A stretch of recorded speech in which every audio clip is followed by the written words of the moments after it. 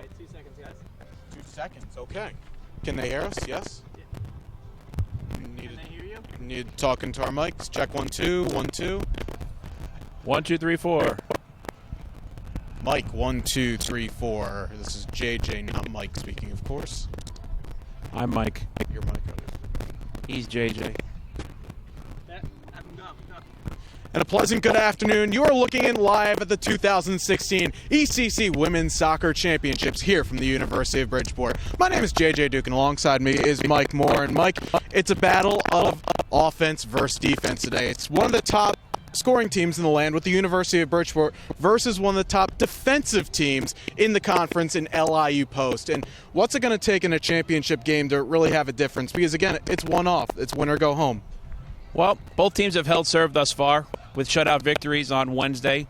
And, that's pretty much the story that has been said here this afternoon. The two best teams in the East Coast Conference facing one another. And for the LIU Post Pioneers, I think it's important for them to weather the storm early against this University of Bridgeport Purple Knights team who has had so much success over the years at home. And for Bridgeport, just continue to do what has been working for them, scoring early and often and trying to get an early lead and then protecting it. We'll talk about the conditions a little bit closer to kickoff because it's very windy down here. You talk about early scoring players to highlight Adoya Ajire for Bridgeport, who's over 20 goals this season. On the other side, it's Haley Ecklow, who's inside the top 15 in the nation on a number of goalkeeping statistics. She's going to be a big player for the Pioneers today. Well, Adoya has been terrific for Bridgeport all season long, having a banner graduate student season. She leads the nation in scoring with 24 goals, 53 points overall. But the thing I like about her is the fact that she's very unselfish with her play. In the victory on Wednesday, she had an assist in the opening goal and then had her 24th goal of the season to pad the lead for the University of Bridgeport. So look for her to be active once again on the offensive end for the Purple Knights. Now, on the other side, you mentioned the success that Haley has had for the LIU Post Pioneers. Haley Ecklow, she has a total of 10 shutouts this season in her 14 victories and just 8 goals against, a 0.45 goals against average. No sophomore jinx for her between the pipes of the Pioneers here in 2016, and it's going to be very interesting to see how those two face each other this afternoon on this championship Friday. And it's funny you say that because last year Haley Ecklow just played only a handful of minutes in goal a year ago. We'll have team news and starting lineups just a few moments. It's the immovable object versus the unstoppable force. Number 2 ranked LIU Post taking on the number 1 seed University of Bridgeport, and you are watching the Women's Soccer Championship live on the ECC YouTube channel. Back in just a little bit.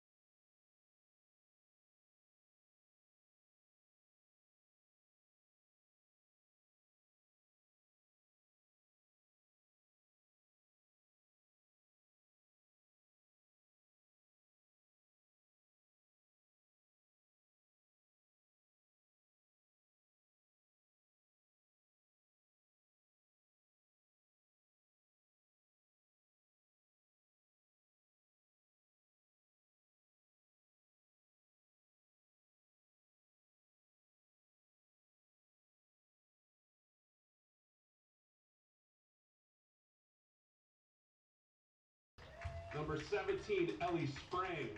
Number 18, Shannon Walter. Number 21, Julia Duffy. Number 22, Alice Schoenfeld. Number 24, Jana Macarino. Number 26, Shaquila Sevian. Number 28, Katie Kingston. Number 29, Isabella Faduli. Number 30, Taylor Schultz. And now the starters for the Pioneers in the field. Number 5.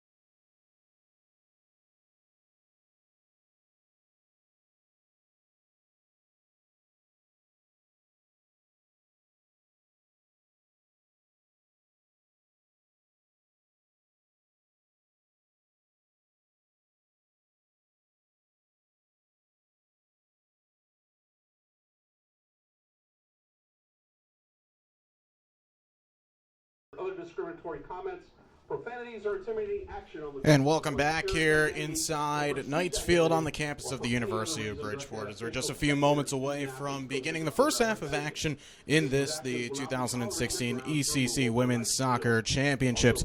Again, my name is JJ Duke, and alongside me is Mike Moore. And the starting lineups for both teams, as we get into this one right now, first for LIU Post, they come into this contest at a 14-2-2 overall record. They finish off conference play at a 6-1-1 record, and they are the winners of their unbeaten in their last 13. They have won 12 of those contests, with their lone draw coming against Roberts Wesleyan back on the 14th of October. In goal, Haley Ecklow, the back line of Kristen Brandman, Alexandra Danker, Kristen Bryhoff, and Paige Sherlock. Midfield 3, Sarah McGarry, Medina Mulick, and Clara Berger in the front-running trio of Julia Backman, Gabrielle Clark, and Andrea Huntsinger, the sophomore from Stockholm who's got 5 goals and 5 assists this year. She leads the team offensively. On the other side for Bridgeport, they come into this one in third place in NCAA Division II right now with a grand total of 73 goals scored. And it's the very same lineup that Magnus Nillerud is going to be marching out today. Jennifer Wendelius in goal. Backline, Lauren Mengel, Julie Wiedenmark, Rebecca Ronegard, Stephanie Vaus. That's numerically. In the midfield, Hane Nebi wears 5, Nick Worthington 8, Flo Gamby 9, Ariana Weingrad 22, and the 3 up top will be Amanda Mora, as well as Adoya Gire and Shannon Colligan. Mike, we talked about the goal-scoring threat that Bridgeport has all season long. It's going to have to come today. Though we did mention the conditions, very windy, LIU Post has proverbially won the toss and elected to play with the wind. And anything knowing that LIU Post is going to be on the road today, they need to kind of weather the storm early goings. You said that, to take that phrase from you. What are they going to do here in this first 20 minutes or so to make sure that Bridgeport doesn't get on the board early? Well, JJ, the thing that LIU Post has to realize is that they're a pretty good soccer club in their own rights, and they're here for a reason. And they've had a lot of success throughout this East Coast Conference season. And the first 15 minutes, I think, is going to be the key for them. Try to pepper as many shots on goal as you can. And another thing to factor in also, not only the conditions with the wind, but how much the sun could have an effect on the goalkeepers as well. So just go in with a positive approach and know that, this is a juggernaut team in the University of Bridgeport that has so much success here at home. But if you can just go with your game plan that you've had success with throughout the regular season, I think that's what's going to be the key for them. But the first third of this first half, I think, is really important, because if you can, like we said, weather the storm and stay with the Purple Knights and prevent them from getting an early lead, then you're in good shape. Well, Bridgeport, in addition to LIU Post, unbeaten in their last 13, Bridgeport has won their last 12. In every one of those contests, they have scored within the first 15, 20 minutes. So that's going to be a key factor here. Is in their semifinal against Roberts Wesleyan, they peppered the goal of Kelsey Brinkle very early on, as we're underway here with the Pioneers in their road green jerseys operating from right to left under screen, Bridgeport in their home whites.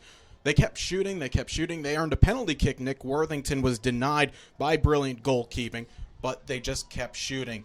They didn't take the chances at Robert Wesleyan. As the old adage saying, if you keep swinging, eventually you're going to find yourself either on base or in this sport in the back of the net.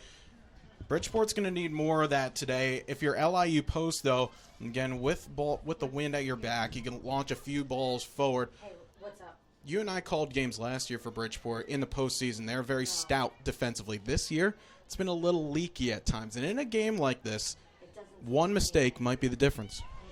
And that's also the key to keep an eye on this afternoon early in the stages of this match, how the back line performs on the part of the Purple Knights. You mentioned that they're very good defensively, but don't be surprised, too, if you see some of those players attack in the offensive zone as well and try to put a lot of pressure on the Pioneers' defense.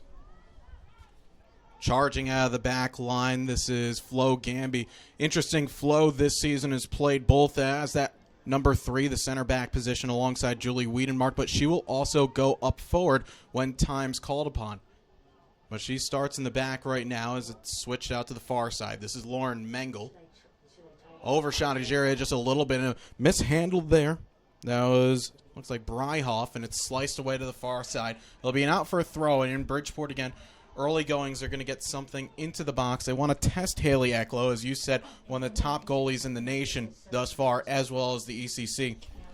Well, Jerry wears uniform number 26 in white, and you could see JJ early on, even on that cross that went through, every single time the soccer ball comes near her, you see her surrounded by green jerseys. I think that's going to be a key as well. But like we were talking about in the Open, she's very unselfish. She has the nation's leading number of goals at 24, but 5 assists as well. So she's a playmaker, and she can set up her other teammates for scoring opportunities. Well, it is not only just the goal scoring for Bridgeport, but it is the assist making as well, as they came into this contest over the half-century mark in assists. That's first in the conference. In conference games alone, they assisted 37 times of their 48 goals. So it is an unselfish team. They like to make the field very wide, and they're going to break you down. If it's not going to be over the top, then it's going to be right through the middle of the park. But an opportunity to break out here with Medina Mulick. And they're coming together on the near side as Nick Worthington comes sliding in to knock it away. Worthington, the senior from England, last season first-team NSCAA All-American.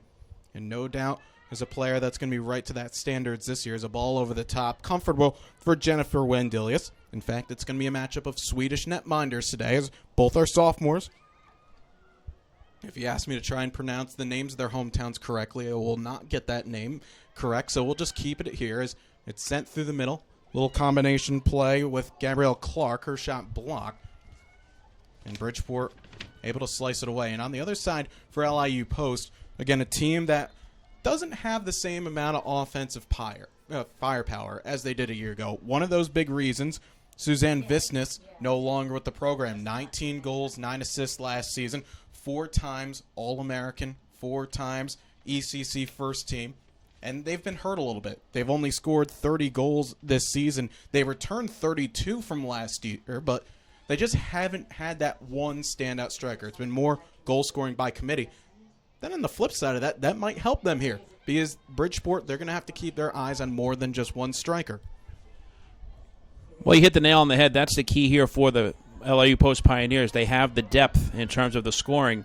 We know about Ajiri and her ability, as she's been the focal point all season long, but LIU Post has good balance. And they're going to get a little balance or an opportunity to show that right here, as it will be a corner kick to come just on the near side off to our left. So LIU Post with their first real look here in the 5th minute of action. Didn't have a chance to acknowledge our referees for this one. Sima Draguka is in the middle today. Tom Felice and Thomas Snyder on the lines, and Danny Marquez, the well-traveled referee. Danny Marquez is on the touchline here as our fourth assistant. There'll be an in-swinger here from the near side. Albeit the sun is a factor into our eyes on the broadcast, it is not so much for the players onto the field. It's driven and low, and that will go into the side netting. Huntsinger was there, but she wasn't able to get there in time. In Bridgeport, they like to play out of the back quickly. They're a team that will possess. They'll knock it around, make the park wide. But this also allows LIU Post to keep a few players higher up the field as well. As you see Nebby with some issues, and she'll go back. That's with Worthington. She'll split it here to the near side. JJ, that's what you can see early on about this Purple Knights team. They know how to play their home field, spreading the ball out and, in the early stages, just trying to tire out the defensive unit of the Pioneers.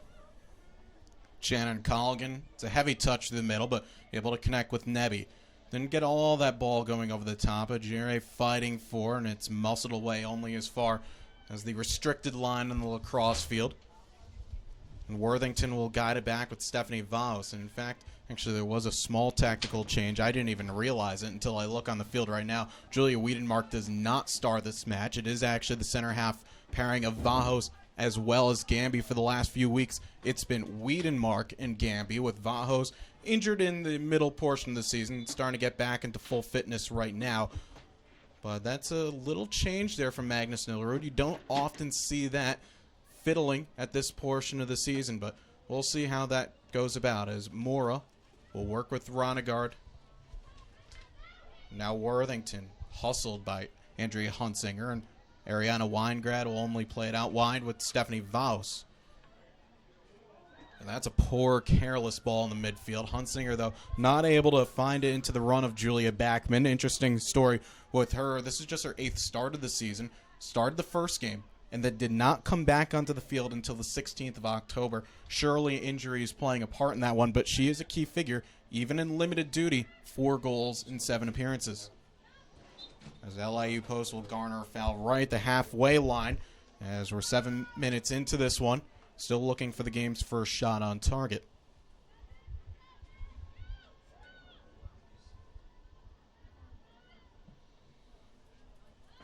Bryhoff. That flick was nearly on, with Backman looking to link up with Huntsinger. Set pieces are always going to be a big factor in this one, and especially again with LIU Post having the win at their back, early goings. Anything that's in the middle third of this field, you can get it long, perhaps put a little pressure onto the back line. Now Ronegard. Worthington twisting away from traffic, but again, another careless giveaway in the midfield. However, Bridgeport getting right back to it. Is a good step there by Clara Berggren. Where's the number 23? Now LIU Post looking to build out of the back a little bit. Medina Mulik forward, wayward, Gamby with plenty of time and space. And Bridgeport, they will bypass the midfield. As you see right there, Colligan checking back forward a little bit. At times when Bridgeport is operating a bit more fluidly, they'll work through the stages. They won't just hit that long ball. If it is a long ball, it's more tended for the number 26 in Ajire, as you see her now checking forward, but instead Nebby. It's interesting. Bridgeport again, a little bit careless inside their own midfield third. They've been giving away far too many passes for Magnus Nillerud's liking. However, he hasn't gotten up out of his technical area. Instead, it's Berggren linking forward with Backman. A good little back heel at that, but Gamby able to clear it away to the near side. There again shows the success of this defensive unit for the University of Bridgeport Purple Knights. A good look and an opportunity in there for the Pioneers. Huntsinger tried to run down that ball from Mulik here on the near side. Just goes past her.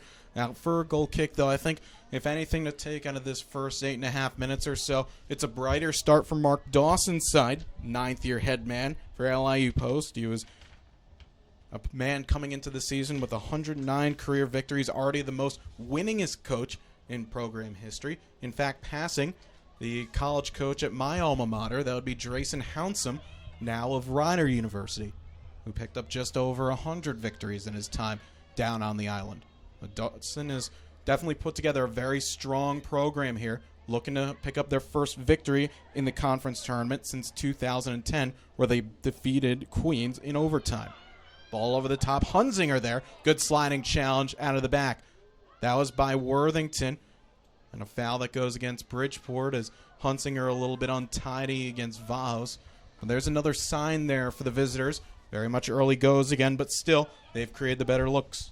It was a nice pass through the middle, and Hunziker tried to thread the needle, but unable to create the opportunity. So, JJ, we're almost 10 minutes in. Still no score, and like we were talking about, each team is just trying to feel each other out early on. But you have to like the mindset here of LIU Post. When these two teams met in Old Brookville earlier this year in their only regular season head-to-head matchup on September 14th, Ajiri scored in the 11th minute. So they kind of set the tone early on the road, did the Purple Knights.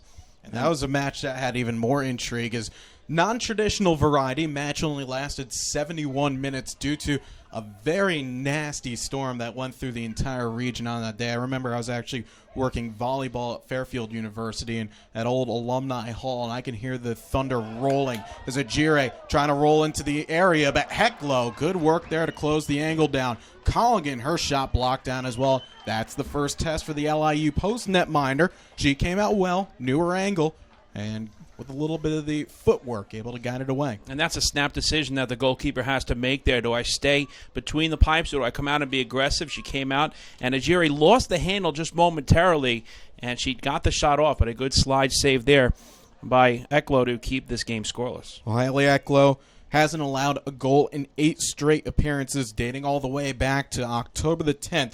So she's a player that doesn't get beat a whole lot. In fact, it was the goals that were really scored in the early portion of the year. Once it got into conference play, 3 goals allowed by the LIU post team as we're passed into the 12th minute of action here. That was, you could say, the game's most dangerous chance thus far. You'd have to also say that the Pioneers dodged a bit of a bullet there. We just mentioned a couple minutes ago how you can't leave a player in the ability of someone like Ajiri open, and she had a good look and an opportunity, but Ecklow was well up to the task. And that's a player in Adoya Ajiri who gets herself into those angles. She drifts a little bit. She's not – it's one of those things that you can't really describe her as a type of striker. She's not your target striker. She's not a player that's going to use her pace to get out wide. She's going to drift out into those areas but makes very educated runs off the ball, gets into pockets of space, and then good finishing behind that as Bridgeport earning a free kick on the far side. It'll be Nick Worthington to preside over it. 5, make it now 6 white jerseys. We're at the top of the 18-yard box. Ecklow asking for just a pair of players into the wall. Not a bad service at that. A little bypassing on Mora. Comes to the near side, and LIU Post able to get it away. Body still flying. And the flag ends up actually coming up here on the near side. That was, Tom Felice that had his flag up, and it was an offside that goes against Bridgeport here. Purple Knights looking for... They're not a team that gets a whole lot of goals off set pieces. If anything, it's going to be direct off the corner, but they're a team that likes to move with the run of play, create something on their own right. If they get set pieces, great, but they'll look to go through like here with Ajiri and Shannon Colligan, a player that we haven't really talked about a whole lot as she gets nudged off the ball. Colligan, a transfer out of the University of Richmond, and no slouch of a striker in her own right, 13 goals as a supplement. Something else to keep an eye on here as this match progresses is the level of physicality. We've seen a couple of elbows and bumps early on, some tackles, and, you know, you have to be aggressive on both sides of the soccer ball, both offensively and defensively. It's Colligan with an audacious effort there, taking it off the half volley, brings the Bridgeport faithful to their feet a little bit. But it's just something to watch as the match moves along. in terms of there's no such thing as a good foul, but maybe, how aggressive are the teams going to be during challenges? Yeah, it's one of those matches where you don't want to make a mistake. You'd rather commit a foul, take a card if you have to, than give the opposition any sort of a clean look. And for the next week or so, this is what these two teams are going to be facing, because coming into this week of play, Bridgeport ranked number 1 in the East region, LIU Post ranked 3, potentially could climb to 2, barring some results happening elsewhere. Adelphi sitting in that 2 position right now, and they'll be playing in their Northeast 10 semifinal match later on against Stonehill. But still at the same time, with that being said, LIU Post has something to play for. Not only a championship berth at stake, but an opportunity to host games in the first and second round, and that has always become a big factor in the NCAA tournament. Huntsinger fighting on the far side, working against Flo Gamby, and Gamby able to win out the battle against the number 9 jerseys. And JJ, again, just talking about the success of the East Coast Conference, you have 2 teams that are playing each other in this championship match that are in the top 25 overall in rankings. Bridgeport at number 7 and LIU Post at number 21. That's in all of Division II women's soccer. So that kind of shows how much success that these 2 clubs have had all season long. And it's just not only speaking to the ECC, but speaking to the entire Eastern region, as there are multiple teams that have been ranked throughout the season. You look at just these 2 squads. You have Adelphi. Stonehill's been ranked as high as 7 earlier on this season. AIC has been receiving votes, and then coming into this week's regional rankings, Southern New Hampshire has taken scalps earlier on the season. They beat both Bridgeport and Adelphi earlier on the season. They're not going to be making the tournament in terms of the NCAA variety. They lost to Adelphi in the quarterfinal round. They would have had to win out if they wanted to get in, but still there are plenty of teams that have strong abilities. Huntsinger trying to link up once again with Julia Backman. It hit off the side of Nick Worthington, and now that's Rebecca Ronegard. Ronegard, in fact, scored her first career collegiate goal in the victory over Roberts Wesleyan on Wednesday. It's a curling effort that I was even confused for a moment, thought it was going to creep wide. Worthington with time and space and picks on a pass here at the near side. Colligan, good track back there. A foul that goes against, Aguirre. And I believe that was Mulik that was tracked down in the process. And one thing you also have to keep an eye on here, you talked about physical play. Both teams know that past today, there is going to be one more match. I would think it'd be a little bit cynical by the NCAA, in fairness, if a team lost this match and they wouldn't be in the NCAA tournament. But with that being said, any red cards would carry over, accumulation of yellow cards if there were any players in danger of that. You have to keep an eye on that because there is going to be a tomorrow. Well, you hit the nail right on the head, JJ, when you're talking about these 2 teams and the success they've had all season long. They will be moving forward in all likelihood after today's match. Now, obviously you want to try to bring the trophy back to Old Brookville if you're LIU Post, but a win would also give you the opportunity to possibly, get some play at home. And they're 6-1-1 on their home field this year. So, that's a motivational factor as well. Oh, it is, because we saw that last year, you and I, with Bridgeport hosting the games through the Elite 8 round, because last year is the East region's opportunity to host those games. They're paired up with the Atlantic region. This year will be down at the Atlantic, but Bridgeport on their home surface, victories against LIU Post with the Ariana Weingrad winner in the 90th minute, a victory against Adelphi in the Sweet 16. Then they defeated East Stroudsburg in the Elite 8 before falling in the NCAA semifinals. So there is a definite advantage in hosting, whether it is first and second round games or continuing going forward into the quarterfinals, as a goal kick will be awarded. Now they're going to award a corner kick on the far side, as Stephanie Vajos said a shout at our official in the middle, but the man on the far side said that was Vajos getting the last knock. So it will be another LIU Post corner. This is their second of the match, as we're into the 19th minute here. And we await anybody to trot over. There we go. We get Kristen Bryhoff, as we didn't have any help on the far side with the ball kids over there. Or I should say ball people. And we'll see how LIU Post responds here with this corner kick on the far side as opposed to the near side. That's hit to the back post. A good one, in fact, off the crossbar with that. Still alive here at the near side, though actually the referee had the flag up saying that it went out before it carried back in. So a bit of a break there for Bridgeport, as that wasn't the worst delivery in the world. It wasn't the best one, because I think Bryhoff was looking to park that right onto the back post, but here comes the Purple Knights, and they'll launch it forward towards Mora. And JJ, just finishing the point on the importance of playing significant matches on your home field. Bridgeport was 8-1 at home this year. Their only loss was in overtime to Southern New Hampshire.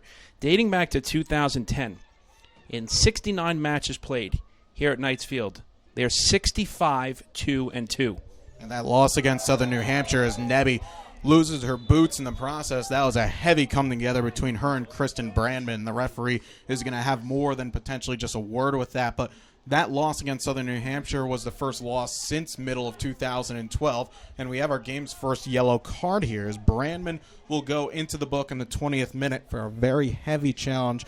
The two-time first-team all-conference member will go in, and Hani Nemi not only gets up in the fact that she's got herself a free kick, but has to change the footwear, as you don't often see that, a player getting clattered from behind and losing more than just maybe a shin guard in the process.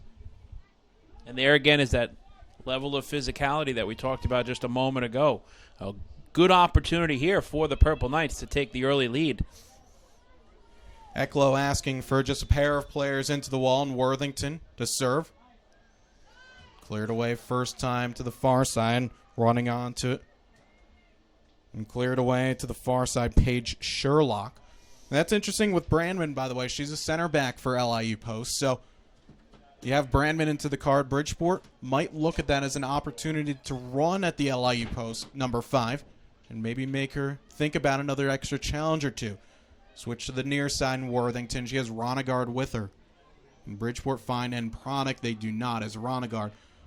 She's had better crosses than that one in her career, and sends that one straight into touch. And again, she had a little more time, I think. The footsteps were coming, but if she controlled the soccer ball just a little bit better, obviously an opportunity on a clearer cross than she had there.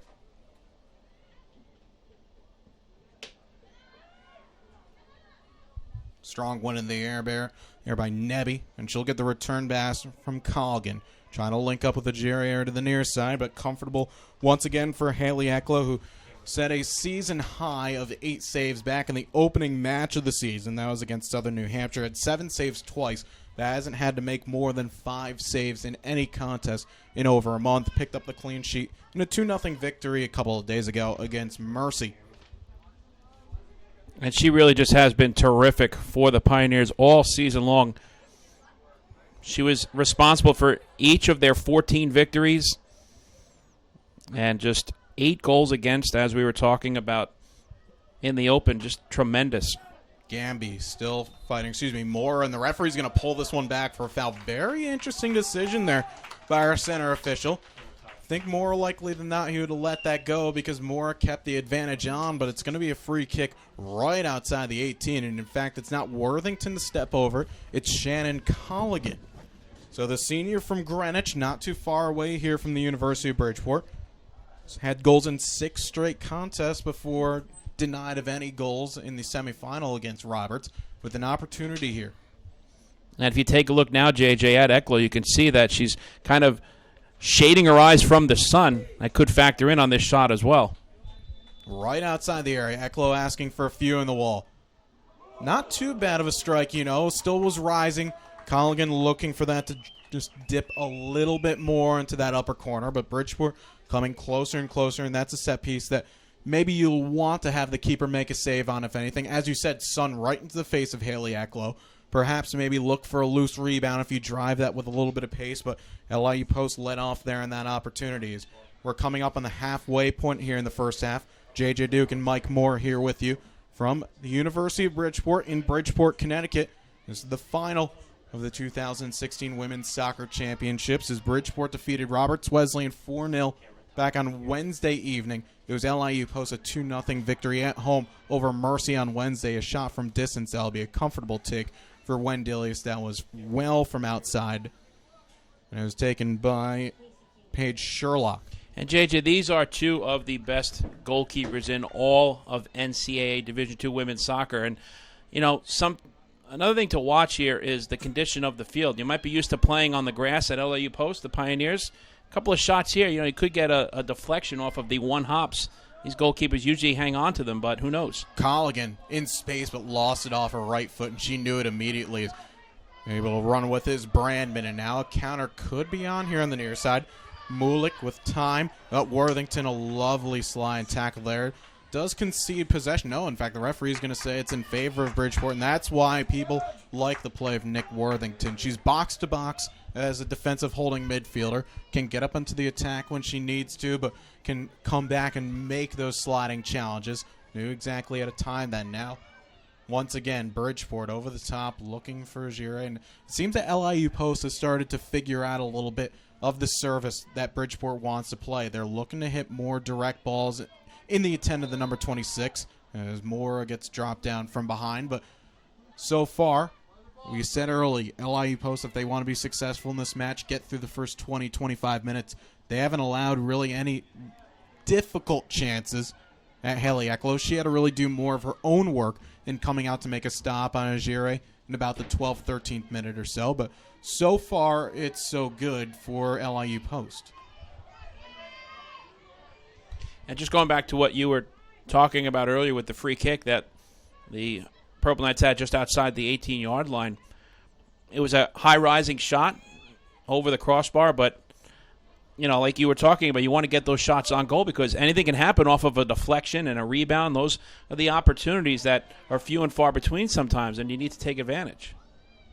As you were saying, that a whole lot of extracurricular between not only Hane Nebi and Sherlock, but Brandman as well in the back. As these two teams, it's storied for a while, they are not the best fans of each other. And that is just to put it lightly. In that match, in the in the second round a year ago, there were a plethora of fouls, and there were more fouls than there were shots. And that's not even to say shots on target, just shots in general as Ronegard into the area. That was two higher scoring teams, though Bridgeport setting a program record in total goals this season. They've tallied 73, besting the mark of 63 just back in the 07 season. But Bridgeport, again, right now, knowing that it's going to be a little different than it has been over the past month or so. This is a team that's been running out to early leads. In fact, talking with Magnus Nillerud before the semifinal, the head coach of Bridgeport, saying that he was worried his first-team players were not getting any sort of the minutes that they want as Hunzinger. That's a good shot there from distance. I'll get back to that point in a minute, but I like that take from Hunzinger. It was from distance. It was still challenging and swirling. Tough for Wendelius, though she makes a good stop. Well, she had a nice look, and like you said, it's just a matter of getting shots on goal early here for the Pioneers. And while it was a simple save, it's sending a message to this stingy Bridgeport back line that we're going to create opportunities. Ronegard again trying to hit the hopeful ball towards Mora, but she'll latch right back on in possession.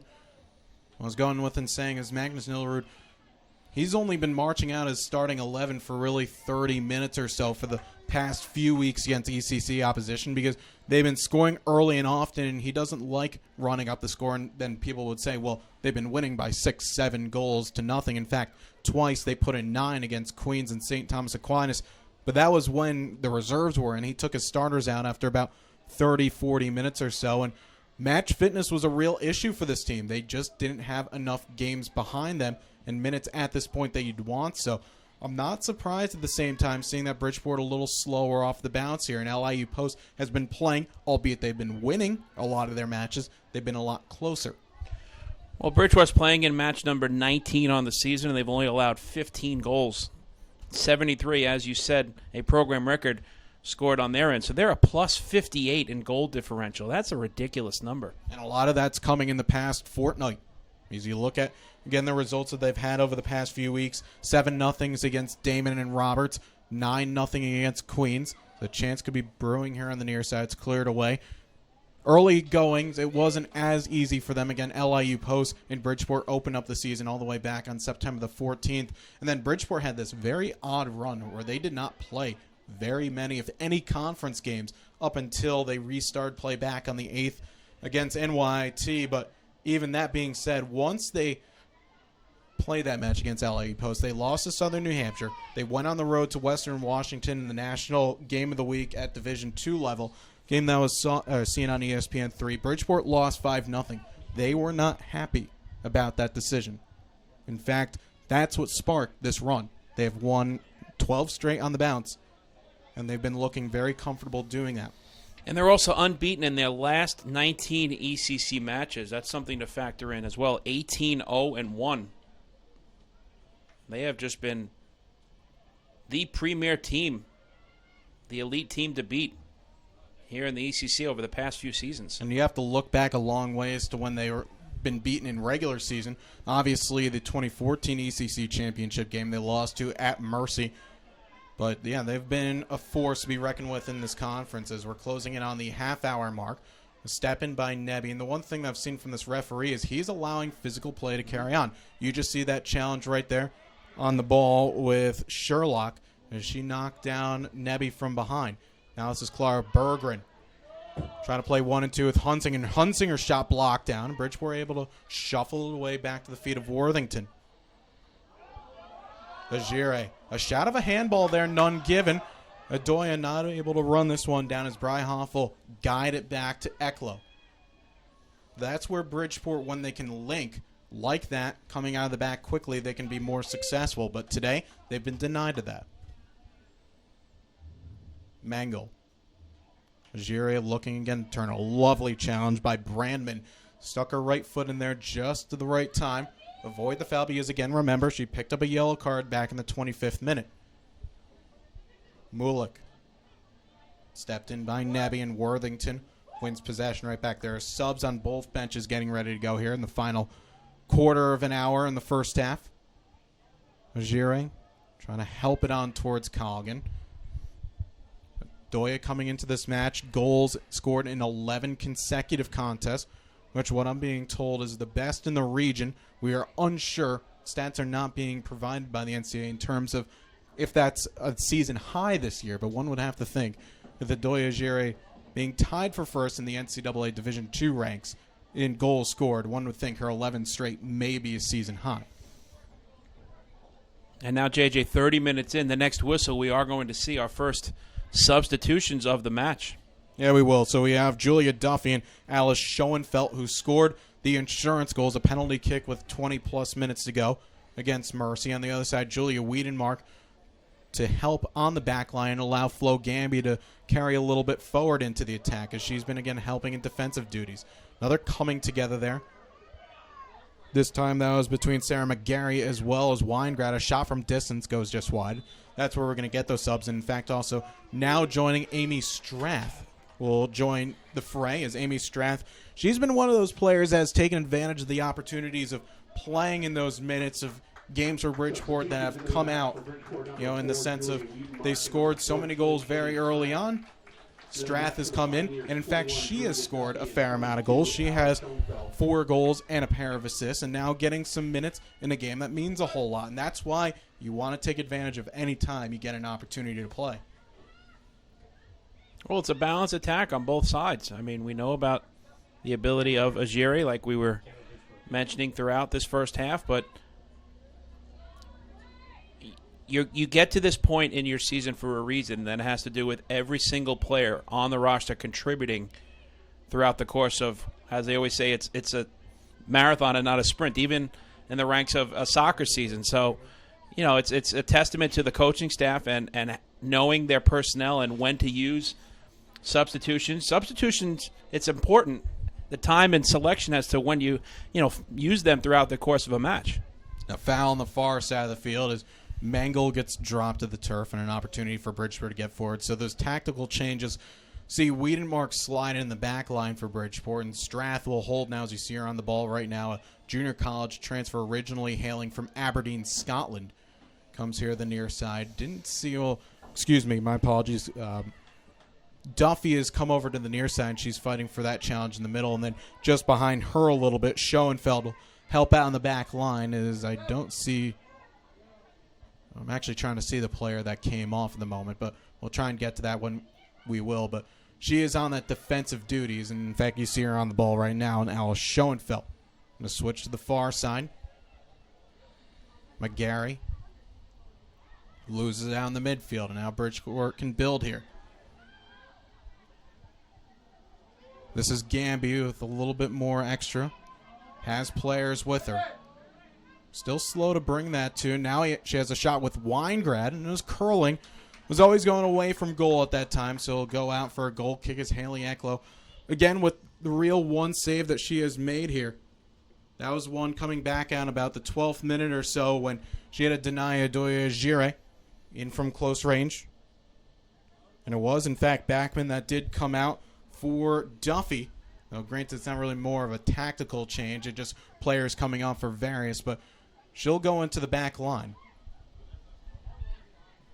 And Brandman, still sitting on that yellow card, does stay in that center back position. Worthington. Now in Weingrad. Through the middle and Strath. Time and space, but didn't have that enough on the ball to get it out wide. A good challenge in by Weingrad to slow things up, and she's a little slow to get back up after that. Able to play 1 and 2 with Strath in the middle.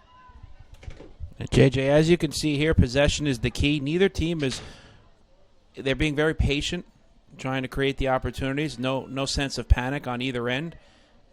And I like the confidence that each club has moving forward here. It's confidence in their possession, the midfield third, but just this game is lacking something in the attack. We haven't had too many chances generated. And in fact, just as I say that Nicole Greenwald getting ready to go for Bridgeport, she was very instrumental in their run to the semifinals last year. In fact, started all 4 of the NCAA tournament matches last year for Bridgeport. Ronegard, now with Gamby, slipping in with Colligan, actually has time and space to do something with it, but instead is guided back to the near side as Sherlock will help her. And now Gamby, slotting it through the area, looking for Strath, but once again it's cleared away. And a terrific job by the defensive unit of the Pioneers. Gamby, a nice pass towards the middle, and it was knocked away, as you said. But, you know, you have to give credit where credit is due, JJ, obviously, with both netminders having such success all season long. But I think the unsung heroes are the defensive units of each of these teams because they contribute to that success by being so dynamic in terms of limiting the opposition to scoring chances.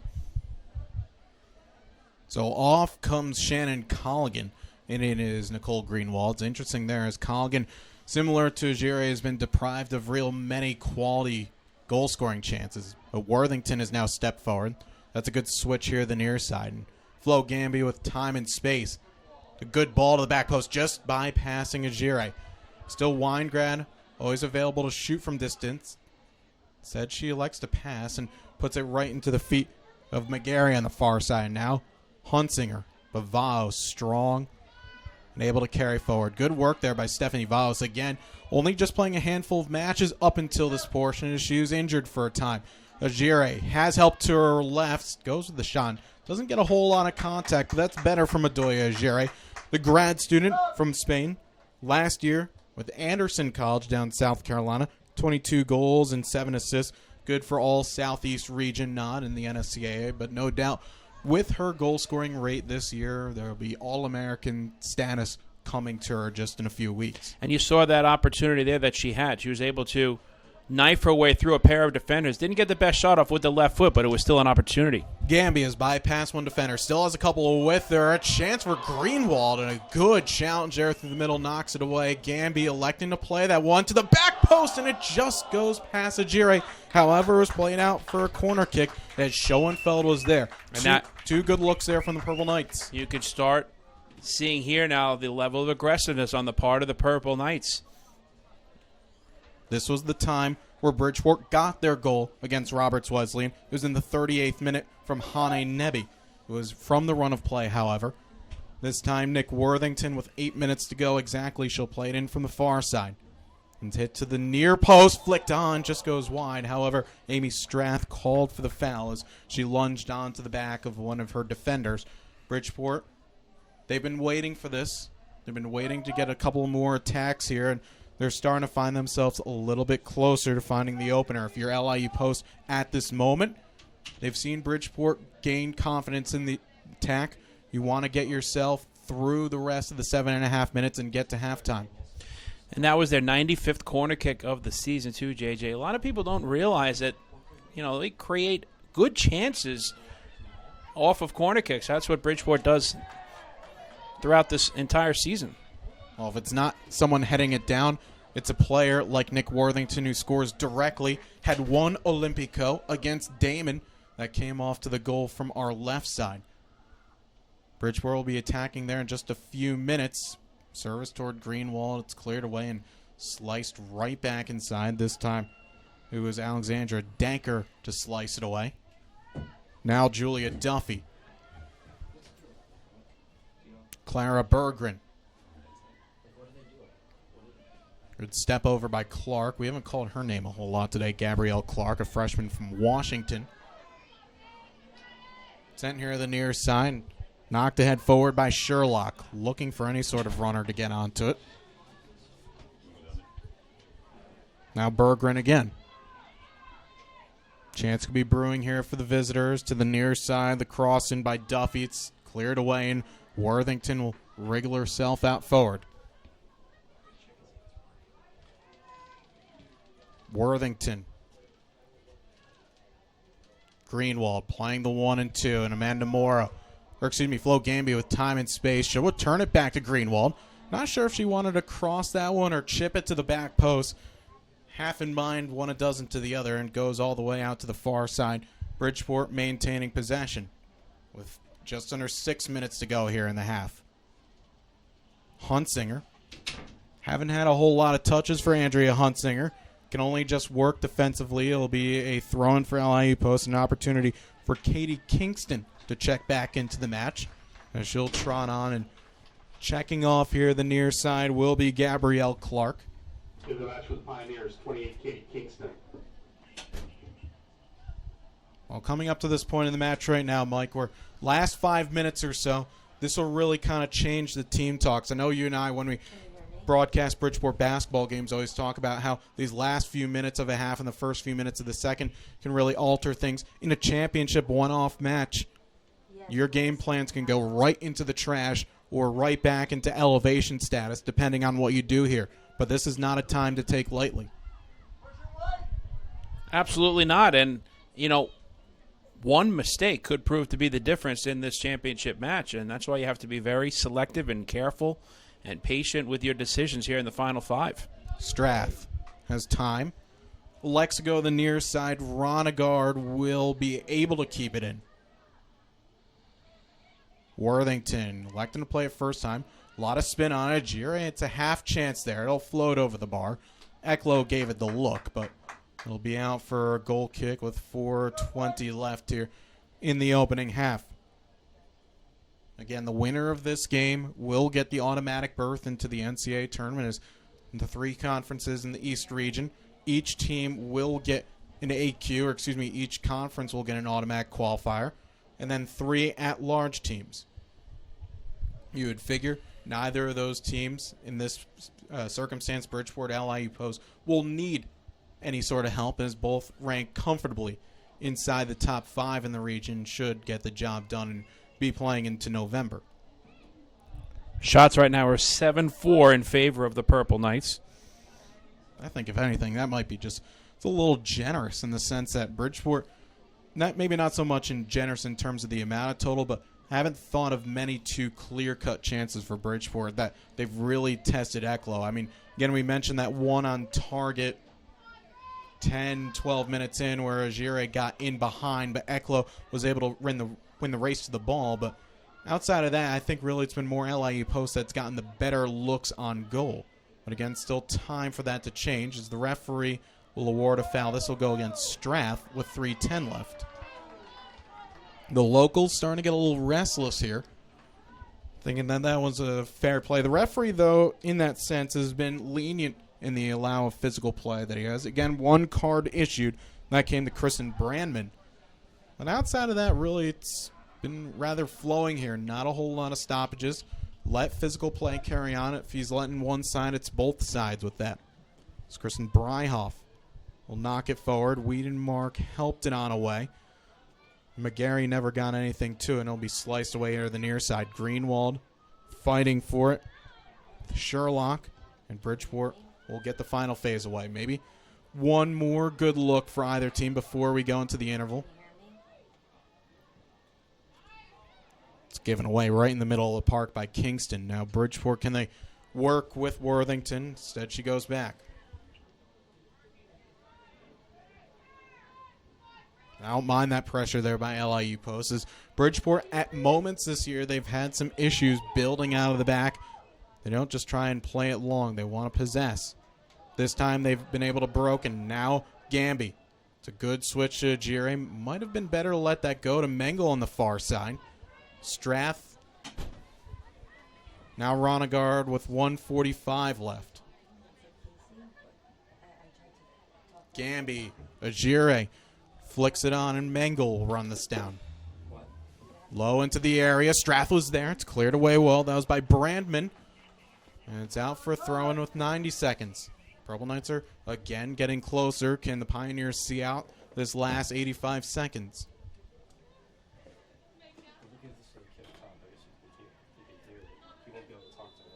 The referee is going to pull that one back there. It's a foul against LIU post. And this will be something that Bridgeport can think about here. You can routine this one to have maybe one set right outside the area, dink it into the box, or maybe take a good drive at goal and see if you can get a rebound. He made me feel like I was crazy. He's like, I heard him. I just couldn't answer. So it works both ways now. 48 seconds into the box. Worthington, good clearance away there. That was by Schoenfeld. And Bridgeport will just be able to track back as LIU post will clear their lines. And Mike, I don't think we're going to see much more here in this first half. Your overall thoughts in the first 45 minutes? Well, LIU Post has a 0 on the scoreboard, but so does the University of Bridgeport. So, 45 minutes in, I think they'll take that because of the success we've mentioned that the Purple Knights have had at home all year. And, what adjustments, if any, does each side make in the locker room moving forward? That's going to be the important key. Hunziker saw her shot blocked down, and that's going to do it here for the first half of play. So it's number 1, number 2 in the regular season. Nothing is decided thus far in 45 minutes. As we said, it was the unstoppable force in Bridgeport offense versus the LIU Post stingy defense, but we haven't seen anything go past 0-0. We'll step aside for a little bit. And when we come back on the ECC Sports YouTube page, we'll have your first half stats, get you ready for the second. You are watching the 2016 ECC Women's Soccer Championship game here from the University of Bridgeport.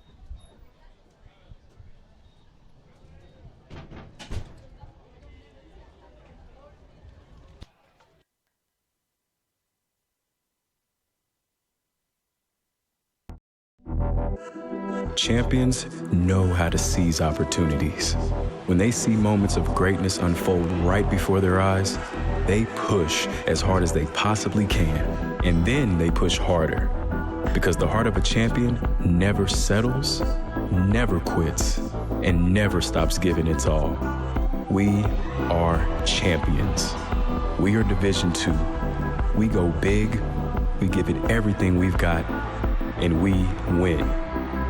On the field, on our campuses, in our communities, for our causes, in our careers. We rise to become champions in everything we do. We are Division II, and there are no limits here. We make our time count. We set our own path. We become champions on our terms. It's time to up your game, because we're here to play and learn. But most importantly, we're here to discover ourselves. Our vision, our heart, our drive to achieve every goal we aim for, because we want to be champions at the highest level, life. At Division II, the opportunities are here. Are you ready?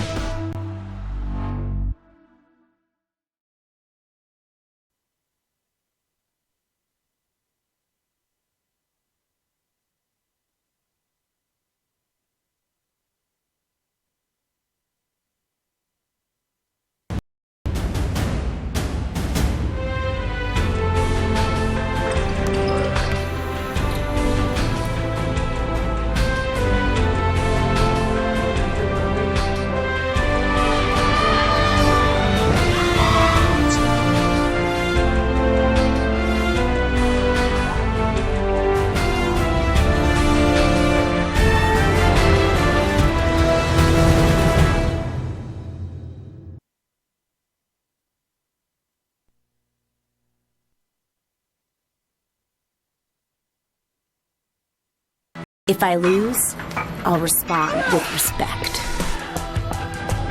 If I win, I'll back it up with humility. If I fail, I'll rise up with honor. It's tough for us to put it all on the line. Don't undo my hard work with poor sportsmanship. Respect. It's the name of the game.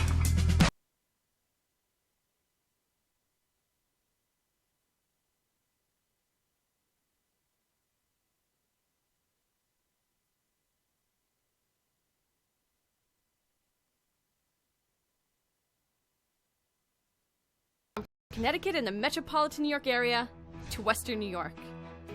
From Washington, D.C. to Long Island. The East Coast Conference is committed to excellence in academics, athletics, and service to the community throughout the Northeast region. The East Coast Conference, a proud member of NCAA Division II.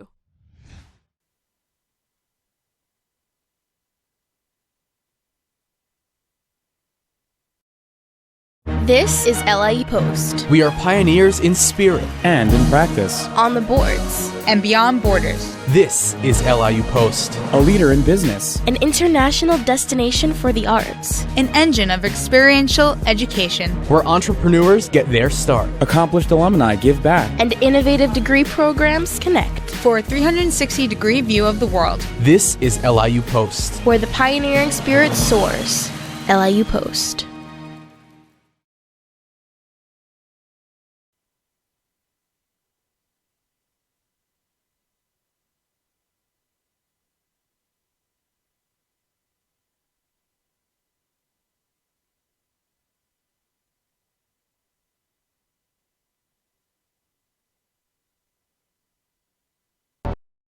Being a champion takes more than skill, more than endless drills, more than using your head.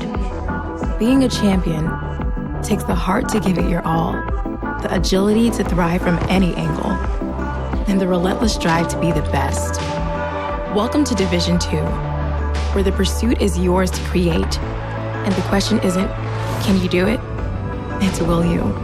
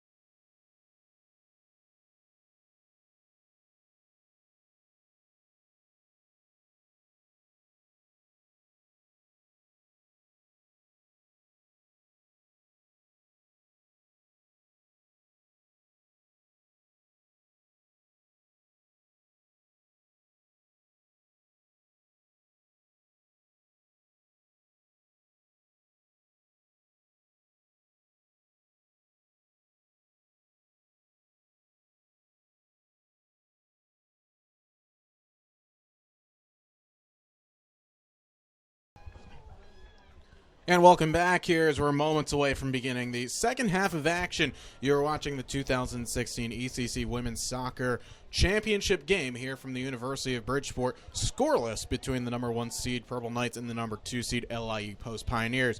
As we begin, Bridgeport wearing their home white jerseys, LIU Post wearing their road greens. JJ Duke, and alongside me is Mike Moore. And Mike, not much to talk about really in that first half. Muddled down the midfield, bit of physical play as well, not too many real good chances on goal. What's it going to take for us to get a winner here in the second half? We talked about it in the first half, JJ. I think it's going to come down to a team making a mistake and the opposition capitalizing on that opportunity. And I think really that's going to be the factor the rest of the way. Code for a moment of magic or a moment of absolute madness. I'm thinking probably it's going to be the latter before we get something of the former, but one never knows. Not too many changes from the starting 11s that both head coaches marched out. Bridgeport with the wind at their back here at the second half, so let's see. Similar to what LIU posted in the first 5-10 minutes or so, they attacked a bit more. As we know the sun is in your eyes, we'll do our very best to bring you the action with the players that are on the field. It will be, however, a corner kick to come for the Purple Knights here. Just past a minute gone here into the second half. Official stats through the first 45 minutes. Shots favored Bridgeport at a 7-4 mark. 2 saves for both Haley Ecklow and Jennifer Wendillis. 1 corner kick for the host, 2 for LIU Post. And there wasn't any offside. Fouls accrued throughout. Ball into the area. It's cleared away off the 6. Sent back here the near side, and Worthington will get it. Didn't get all that service, and it's comfortable at the end of the day for the Pioneers, and it's swept out in danger only as far as Lauren Mengel. It'll be, again, good for the Pioneers. They had to wait a few extra minutes to get through these first 5 or 10 before they can look to press, as Bridgeport, knowing with that very elongated halftime talk from Magnus Nillerud, as we had to wait about a good 4 minutes or so before we actually got back underway after the official 15 minutes or go. Again, here at Knightsfield, the locker rooms are across the street and about a half block over at Harvey Hubbell Gymnasium, but still, they waited until maybe a minute past the 15 before they came out into the field. You wonder what he said during that. As Ajiri's gotten herself in, the shot. Oh, that's a brilliant stop there from Haley Ecklow. Ajiri tried to go through the legs, but the LIU Post goalkeeper and Haley Ecklow closing the door down quickly. And that's the second time we've seen Ajiri with an opportunity against Ecklow, and both times she's gone low, and Ecklow has done a nice job with the kick save, creating the corner kick here for the Purple Knights. And once again, it'll be another corner by Worthington, guiding it to the back post. Not a bad ball, you know. Vos helping it on, and it goes in! Stephanie Vos. She did not score a goal up until this season. Picked up one against St. Martin's earlier on in Bridgeport. Just 3 minutes into the second half. Strike first. And JJ, that's exactly what we were talking about in the first half. Bridgeport creating an opportunity off of a corner kick. They were a plus 52 in the regular season, 94-42 in corner kick opportunities. They got the chance there. As we said on the last possession, Ajiri made a nice low shot on the goalkeeper who knocked it away, created the corner kick chance, and the Purple Knights cash in on the opportunity. Oh, set pieces, set pieces, set pieces. They can either be loved or they can be a pain to work with. In Bridgeport, they didn't get a whole lot of looks in the first half, but they make good on their third corner of the match. So now Bridgeport, the home side here, in a somewhat of a familiar position. Usually it's more than just the one goal at this point, but even so in their match against Roberts Wesleyan just a few days ago, they struck within 6 minutes off the restart in the second half and got themselves, at that point, was their second goal of the contest. But now with the wind at their back and LIU Post, again, hoping that they can get through the first 5-10 minutes or so, they now have to start going forward. That might expand and open up this game a little bit. And we've been waiting for some sort of offense and look here, whether it was from either side. We haven't had it sustained enough. And now Bridgeport, they're going to make LIU Post have to chase the match. And the momentum at the conclusion of the first half carried over here into the early stages of half number 2. Bridgeport was knocking on the door late. Ecklow had to make a series of nice saves, and early in this second half she was able to do so as well. But finally, the Purple Knights are able to crack the scoreboard and take the lead. Andrea Hunsinger looking to connect with Julia Backman. It's a loose ball into the area. Slow to get there looked like Mulik in the area. It'll be a throw-in on the near side for Alexandra Danker, a transfer from Albany before this season. And she'll play it first time into the area. Once again, looking for Backman. Rebecca Ronegard will clear it ahead. Now, off that goal, you'd figure LIU Post would try and push very much early so in this sport. Once you score, it's usually the first couple of minutes after you score that you often concede. But Bridgeport weathering the storm, and Weingrad will play here the near side. Jerry didn't get all of that return, Good step in by Kristen Bryhoff, but here come the Purple Knights. And it's Adoya Gire again riding an 11-match goal-scoring streak. Instead, turning into the distributor at the moment. Now Weingrad. She'll play it in first time. It's a bending ball, and the keeper bobbles it at the area. Players go down. The referee waves off a shot at that, and I think that's a fair call there by Sima Draguka. Players are going for that one. Eklo, albeit did spill it, but she got away with that because right on the doorstep was Shannon Colligan. Bridgeport continues to be very aggressive here. They're not sitting back on the lead once they picked up the early goal in this second half, and now the pressure is on the Pioneers big time. Bridgeport has only allowed 6 goals at home all season, and the goal here gives them 53 at Knights Field, so they're a plus 47, and that really stands out in terms of now what response the Pioneers are going to try to have here looking for the equalizer. Magnus Nillard has summoned over Danny Marquez to have a real word about why there is no penalty call. But in fact, the play goes on to the far side, and Gire will guide it back towards Ronegard. I think you can shout all that you want, but players are going for that ball. You'll have to really get a good shot of that. That one goes off the post. That was from Nebby from far out. My goodness, that was hit from some distance. Weingrad gets back to it, and that's where, again, having the elements in your favor is Bridgeport playing with the win, and it's a good win at their back. They will start shooting, and shooting an often frequency as Mengel goes down on the near side. And when you brought up those 6 goals that Bridgeport has conceded at home this season, 3 of those came in garbage time against Damon. Those were in the last 20 minutes when it was a 7-0 scoreline. 2 of those were against Southern New Hampshire in their first home match of the season. Those were scored either in the last 5 minutes or in overtime. So you have to look to really find when Bridgeport actually conceded a goal since the opening few weeks of the season when it really mattered. Yes, obviously there's one out there. They gave up against Philadelphia U. That was when the reserves were out and it was a 3-0 scoreline in the last 5 minutes. So Bridgeport, their first team, hasn't given up a goal in a long time at home, and it'll be Worthington to the back post, and that just goes beyond the jump of Hane Nebby. So when you combine all those factors, the goals that they score, the defense being very tough. Yes, LIU Post defense also very good. It's going to be a hard stretch to find that LIU Post maybe at this point in the match. They would have hoped to try and get it 0-0 until late and try to grab one late on. And we're nearly 8 minutes into this second half, and the thing I like about the Pioneers, there's no sign of panic. But as this game moves along, if it remains 1-0 and Bridgeport can't pick up an insurance goal, it'll be very interesting to see what happens moving forward in terms of the plan of attack for head coach Mark Dawson.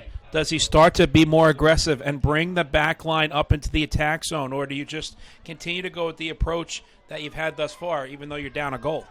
Yeah, and I think to kind of semi-answer the question, Mike, a little bit, you wait for the next 15 minutes or so because Bridgeport, again, they can strike. As an opportunity here, Ajire going to have to get on her horse to track this one down to the near side, and she just will be able to do so and nearly nutmeg the defender in the process. But you don't want to go down 2 very early in the second half. You can get yourself to a 1-0 scoreline with about 20 minutes left. Then I think you start to seeing the outside backs come up a little bit more, and then if it stays the same with 10 minutes, then you see maybe an extra forward. They switch out of a 4-back to a 3-back and had an extra forward up. But you're right. There is not a lot of panic with our visiting side, and that is why they're a team that's been unbeaten in 13.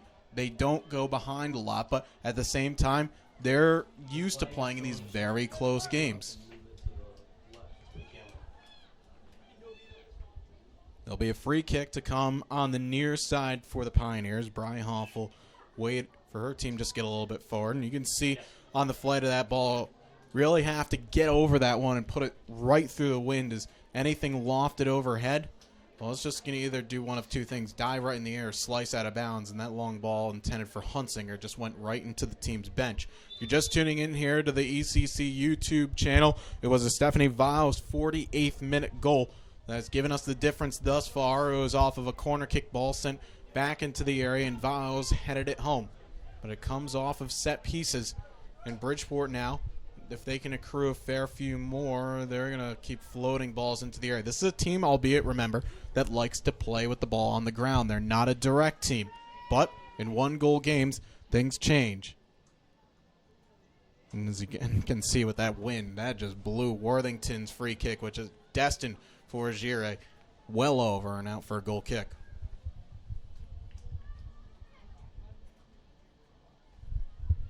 Again, we talked about what things are going to be looking like around the region in terms of NCAA East regional play, which, again, those brackets will be announced officially on Monday.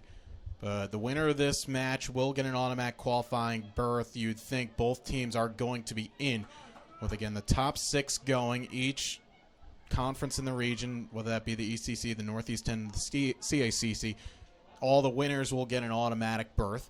And then 3 at-larges. Bridgeport basically all but wrapped up. They're going to be going either as the 1 or the 2 seed, depending on the outcome of this game. LIU Post as a 3. They're the best at-large team at this point, and I think it would take a real shock to see them not be in the NCAA tournament. And that would do it in terms of ECC teams. Mercy was the highest next team at 7. They're lost to LIU Post. They would have had to win this tournament outright for them to be here, but they will not go. So you look elsewhere. Adelphi, they're going to be potentially the 2nd seed. If LIU Post loses this contest and Adelphi wins their match against Stonehill, they will host as the 2nd team in the region. More on that in a moment, as Colligan will have a low driving shot. It didn't have a lot of mustard behind it. It'll go straight to the goalkeeper. Adelphi hosts Stonehill in one of the 2 semifinals. The other one was a real shout, as Lemoyne is taking pace in the 6-7 matchup, which never would have thought that would come, but that's going to put a little bit of the shaking into the boots of both AIC as well as Southern New Hampshire and others, because if one of those teams wins that tournament, Lemoyne or Pace, there's going to be a team that might be dropped out, and then maybe, perhaps, you never know, Mercy could find themselves back, and they're going to have to hope for a lot of factors to come, and then the number 6 team will be out of the CACC, but boy, there's anything far from being settled. Well, you've been a team that's, regionally ranked and qualifying for the tournament throughout the course of a season. The last thing you want to hear is an underdog in a conference tournament making a nice run, but that's what could happen, because that team then that was a lower seed in their respective conference tournament gets the automatic bid, which takes away an at-large bid from a team that's thinking they've been positioned to take advantage of that at-large bid throughout the course of the season. Well, that's really what's going to come down to. Basically, one was saying that AIC is going to hope that Adelphi wins it outright. Stonehill, if they win that tournament, as long as they beat Adelphi, it's not going to be the worst thing in the world for them. But if Lemoyne or Pace win it, then AIC is gone, because then one would have to think that the 6th-ranked team would be out of the CACC. Those 2 matchups, by the way, that happened earlier on, didn't have a chance to get the scoreline. We'll get to the matchups in just a moment, as that ball just bypasses Nebby a little bit too strong. Georgian Court is the overall number 1 seed in the CACC. They're hosting the tournament. They played Wilmington earlier. Caldwell and Holy Family was the other semi. GCU is not a team to take very lightly, folks. They have a couple of real strong players. We saw them play against Bridgeport last season, and they give the Purple Knights a little bit of a shout and a scare. So you never know. If you have the Lions coming to town in the regional tournament, they're not an easy out. As Ajire had that ball check up for a moment, but Bridgeport will get it back with Colligan. She's at an overlapping run. Now Ronegard low into the area, and good goalkeeping there by Haley Ecklow. Charged out of her box well and came away with that. But there hasn't been a whole lot of attack for the Pioneers. And the thing that's funny about the seeding that you're talking about for the NCAA East Region Tournament, JJ, the funny part about that is when the calendar turns to November and the postseason hits, all of a sudden certain institutions that have been rivals with others, whether in conference or out of conference all season long, then they become fans of those teams because they're looking for a victory to help them out moving forward. Oh, yeah. I mean, that's why NCAA tournament play, especially in this NC2A Division II circuit, it's so interesting because you don't have that tradition, or I can't even say traditional, it's of the Division I level where there is no regional structure, where you're hoping perhaps at some moments in the Division I ranks, results happen in your favor 2 time zones away from you, as opposed to everything is really within a couple hours drive of each other. But yeah, it's going to be interesting, and we're going to be seeing some newer teams into the tournament this year. St. Rose already eliminated in quarterfinal action of the NE10s. They're sitting outside. Southern Connecticut's been a team that's risen up nicely, but they're going to fall just a little bit short. AIC has always been a traditional team, but they're hanging on thin wire right now, so it's going to be nice. It's going to be a little bit of a change. But 2 teams that aren't going to be new to the tournament will be these 2 sides, as Weingrad, a good touch and a shot to the near side, handcuffed Haley Ecklow for a moment, but she takes it on the second hop. And Bridgeport now, after that goal from Stephanie Vaus in the 48th minute, as we're past the hour mark, there hasn't been anything going for the visitors, and that's really kind of bottled this down a little bit. Bridgeport keeping the pressure on, and Magnus Nillerud will be very, very happy about that. The head coach of the University of Bridgeport, who's just a few wins shy away from picking up his 250th career victory. He came into the season at a 229, 98, and 20 mark. 15 wins already for the Purple Knights, so a few more victories. I did the math, and in fact, if Bridgeport bests the run that they had a year ago and make it to the final of the NCAA tournament, which is not out of the question, he will pick up win 250 in the NCAA semis. It'll be a free kick to come here as Mangle got fouled on the near side. A couple of players standing over this one. It's too acute of an angle for Bridgeport to go directly at goal, but wouldn't be the worst thing in the world to get a low driven in service here. Maybe right in front of the 6-yard box and see if someone can run onto it. It'll be Worthington once again to take it. Said she floats it to the back post, and that might go. In fact, that just went over the bar. Well, forget what I said about having a shot at goals. Nick Worthington feels like she can score from just about anywhere. In fact, in the game that we called last year against Adelphi in the regional final, she scored from a very similar area. JJ with the lead. Bridgeport continues to just put the pedal to the metal. They already have 7 shots in this second half in just over 17 minutes. They only had 7 in the first 45 in half number 1. So they have the lead, and they're putting the pressure on, looking for that insurance goal. They're not laying back. They're being very aggressive instead of taking a conservative approach and just kind of playing that prevent defense type here, with the lead, trying to just add to it. And oh, what a goal can do for your confidence, especially, again, at home. The LIU Post, well, granted, again, it's not to say that they just got here right in time before the game. They got here well within a few hours before the start of this match, but it's having that presence of sleeping in your own bed, having breakfast in the dining hall, and then taking your time going through your routine to get to the field. As athletes, whether you say they're superstitious or not, all athletes are creatures of habit. They like going through their routines. LIU Post boarded the bus to get here, and they got here roughly about 12 or so before the match. But still, you're just sitting around your locker room, not your own locker room, just any locker room with killing time, basically. That makes you think for a long stretch. In Bridgeport, at the friendly confines, making the most of it. But now an opportunity for the Pioneers to break out. It's bundled forward here to the near side. It's Veronica Sager. Saw her cross block down. We'll play it all the way back. A needed touch from Weingrad will slice it back into the Pioneers bench. This is the first time that LIU Post has had any look inside their own attacking area. And if you're the Pioneers here, you like the way that Weingrad got the deflection and then knocked the ball away. A harmless throw-in, but didn't allow a corner kick chance here, because I think that's what the Pioneers are trying to do here. Well, in fact, they will get one here on the near side as Wiedenmark and company put it behind. So set piece is now an opportunity for the visitors to make something of it. We'll see who trots over to the near side to take it. But even now, staying with the wind still in your face. This is much better angle for LIU Post to get it in as the shadows are also start to creep in a little bit. Not for any danger of Jennifer Wendilius at the moment, as Bridgeport deploying zonal marking. Clara Berggren to send it here from the near side. It's not a bad ball, you know. Bridgeport able to get it away as the top of the 18. Kept back here now, is Schoenfeld who taken the ball. Not the worst service again, but Bridgeport getting numbers to, and they'll clear it away. Can the Purple Knights look to counter? Zajire going 1-on-5. Now with Nebi. And just like that, the Purple Knights see out the first and second phase. And they show patience here once again, just spreading the offense out. That's Colgan. A little extra heavy touch there that allowed the defense, that being Kristen Brandman, to slice it away. But Worthington will sweep it here to the near side. 25 minutes left to go. Weingrad, that's a good searching ball to the back post.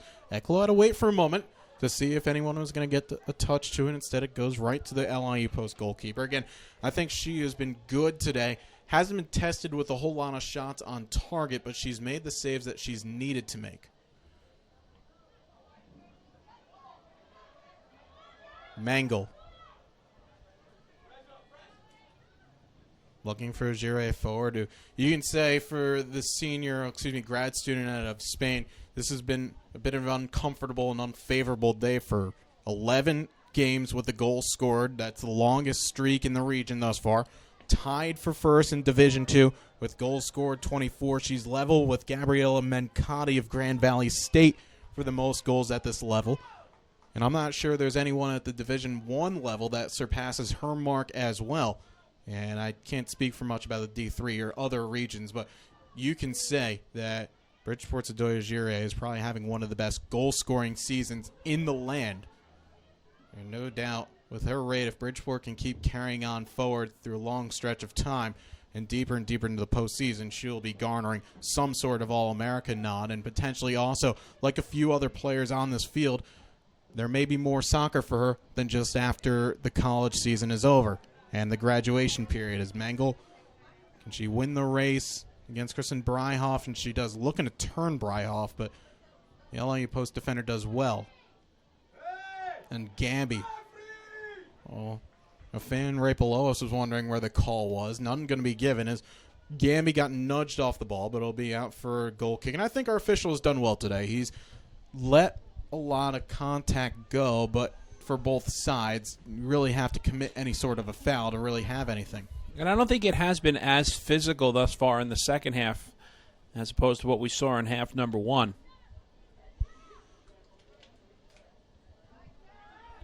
And that's probably, want to think the reason right now with LIU Post, now we're halfway through the second half, knowing that they have to push. They have to start pushing because at this point in the match, we've only had any sort of real sequence of the visiting side pushing forward into the attack. They haven't generated chances. And you still have an entire 20-plus minutes to go here. As Gamby winding her way into the area. Going to see how many green jerseys are back. Good defensive shape. You can't ever say anything bad about LIU Post defensively. In fact, they get the offside call on the far side of the field. They get numbers behind, but you do say with plenty of time left. I'm saying there's just not a lot of time to generate continuous chances because LIU Post just hasn't had anything. Well, that's where I was going to go with the point there. The fact that, yes, you have time on the clock, but you haven't even rendered a shot in this second half of play. It's been all Bridgeport. Well, chance could be brewing here as Hunsinger has found herself free to the near side. Vaus, good defensive position, still battling. Hunsinger ends up actually winning her team second corner kick of the second half. So these set pieces again can come back to her. And still with the match once again being at a 1-goal score line, anything can happen. A bumbling ball into the area.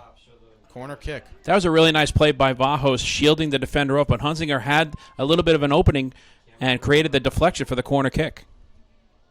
Schoenfeld, once again, ball to the top of the 6, and Bridgeport able to clear it away without any further damage. And Mangle, well, impressive trying to flick it onto herself, and Bridgeport bench asking for a foul there, but Magnus Nillerud having a go at the assistant linesman here at the near side, Danny Marquez. Well, they say the fourth official has the easiest job and the hardest job at the same time. They don't have to run up and down the field for 90 minutes, but they have the job of controlling the coaches, and it's been more action off to our left as opposed to our right. And Magnus was really livid there.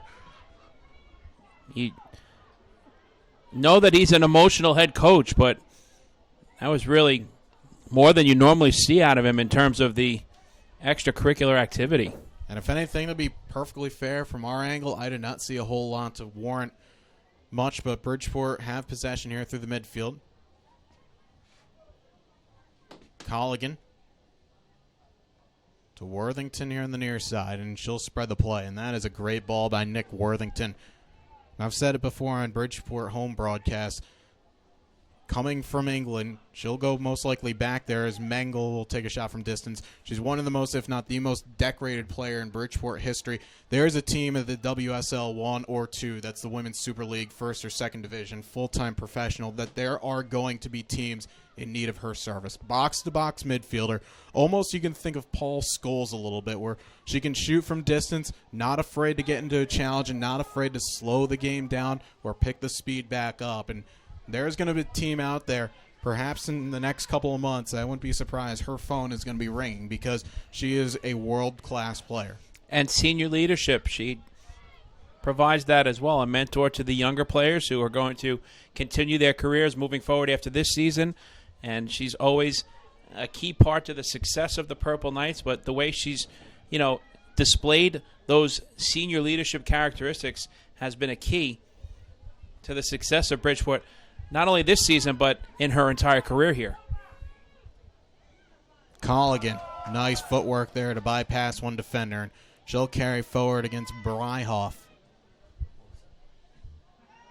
But can only go back to Weingrad, and again, that's great work there by LIU Post just to get players around to the area. Weingrad effort. It's on goal. Eklo able to collect as we're under the 20-minute mark left here in the second half. JJ Duke and Mike Moore hit with you from the University of Bridgeport, as a goal in the 48th minute from Stephanie Vaus has been the difference thus far. Gamby trying to get the return from Colligan. It hasn't been there. Again, Bridgeport's forwards have been a little bit deprived today. They haven't gotten a whole lot to work with, but that's credit in large part to LIU Post defensively. They have withstood nearly about everything today. Vahos. Don't often see the center back pulling off moves there, but a good work by the senior out of Shelton, Connecticut to evade one challenge, and she'll split the field to the far side. Worthington looking for Gamby to run onto an Eklo. It's a bit of a bounding ball there. Eklo had to take it on the half hop. Didn't get a lot of the clearance. So again, you're probably fighting right into the sun as we are at the moment, so we will continue to try and do our best to tell you all the players onto the field. Schoenfeld will sweep it off to the far side. Both teams preparing one change. Lexi Daganakis getting ready to go for Bridgeport, a freshman outside back. And for LIU Post, they have Clara Bergeron getting ready to check back in. Worthington didn't get the flight of the service she wanted that time, looking more to curl that one to the top of the penalty area. And JJ, it looks like a harmless shot on goal, but again, a save has to be made, and the clock continues to tick down, and Bridgeport remains in the attack zone. Well, they're looking for a second. There is no doubt about it. Zajire looking to fight off two challenges, goes down under contact. Well, that was just more of a coming together there on the far side between her and Paige Sherlock, and a foul goes against Bridgeport. This will hold on the subs for just a little bit longer. Subs, again, can only be made in college soccer on throw-ins for the team that is going to be making the sub off goal kicks, corners, or goals. In college soccer substitution rules, we're already past the first half where I'd say if you come out, you stay out. In the second half, you're allowed one re-entry. Daginakis for Bridgeport, looking just to be more cover than anything. But Bridgeport's back four has been pretty solid thus far. Bergeron, you're thinking just get more players into the attack. And this is closing in on time for Mark Dawson, that you have to take out a back and substitute it more of an attacking player for it. Bergeron, by listed, is a midfielder. can help back defensively, but still, with her 5 goals tied for the team lead, you know that she can have a look when she's given it.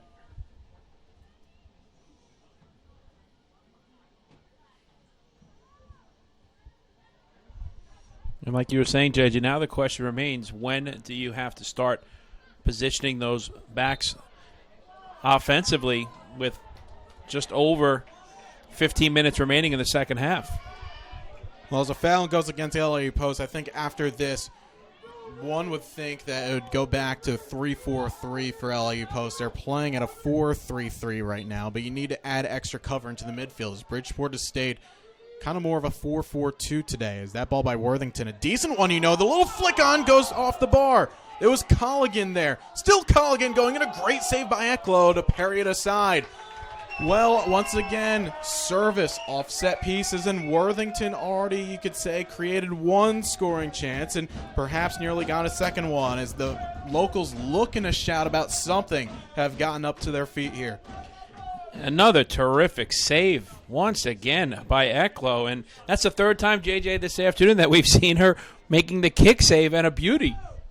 The substitutions have been made, by the way. We'll get to that in just a moment as the ball played into the air. It's a good one.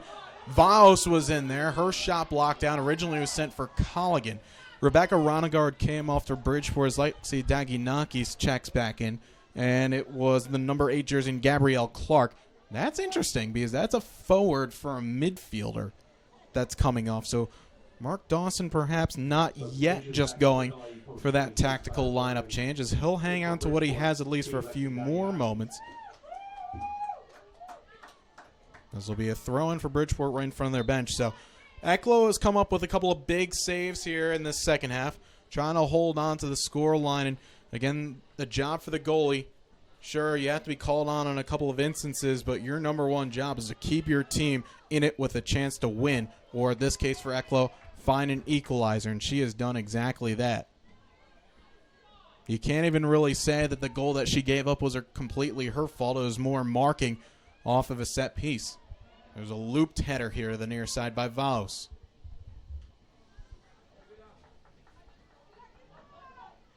Colligan. Ariana Weingrad, she has the full field switch. Had to elect to play it through the legs of the referee to do so, but it gets it out to the far side. Bridgeport right now with 13 minutes plus to go. You know that they're going to look to get an insurance goal, but they'll be happy just to possess.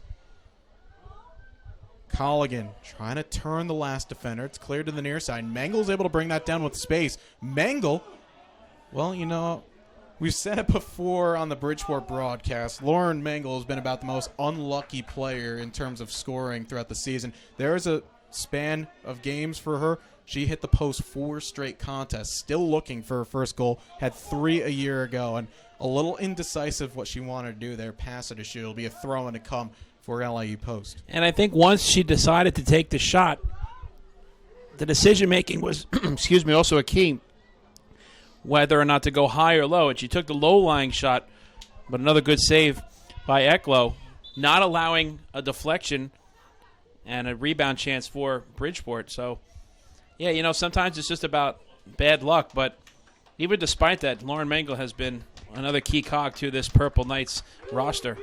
Doya Gire has just been subbed off here for Bridgeport. This is real one for the collector's book right here, is you don't see Doya Gire unless the match is completely out of grasp at this point, getting subbed off the field. But Bridgeport bringing in Mora. It is a like-for-like change. Amanda Mora is a striker. LIU Post preparing 3 subs to come in. But a chance now for Hane Nebi. Gamby, a little deflection there. It's cleared away here at the near side, and Mengel once again. Gamby may have been pushed a little there as well. Mengel, that's a good ball again, intended towards Mora, but it's knocked away. And Worthington right back onto it. There's no outlet right now for LIU Post.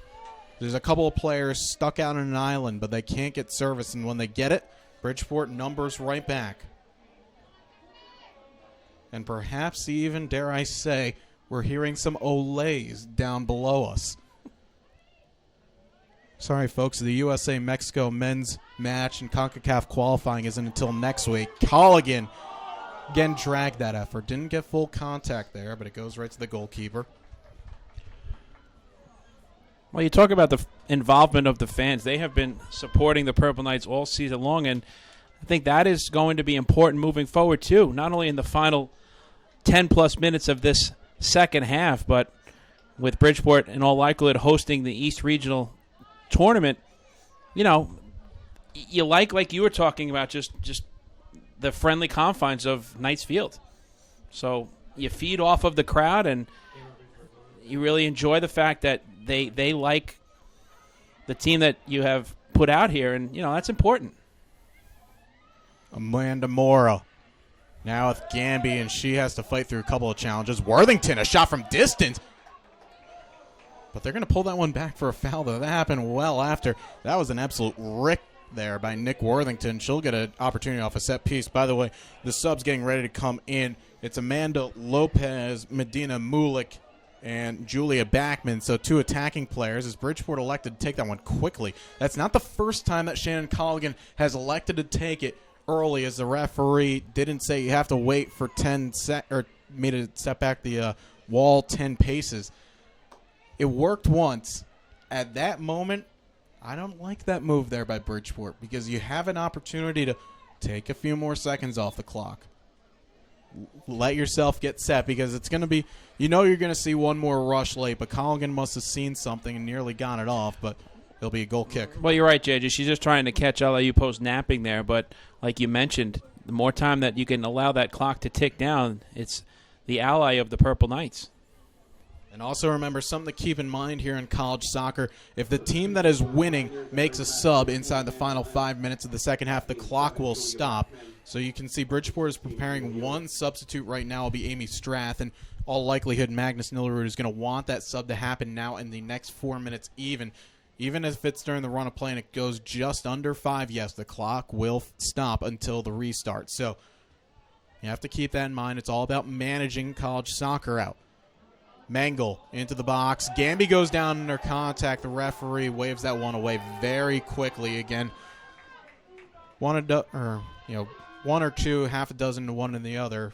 Get that called every once in a while, but not today. Referee, I think, has been very good on his consistency. And I think that was a good no call there as well.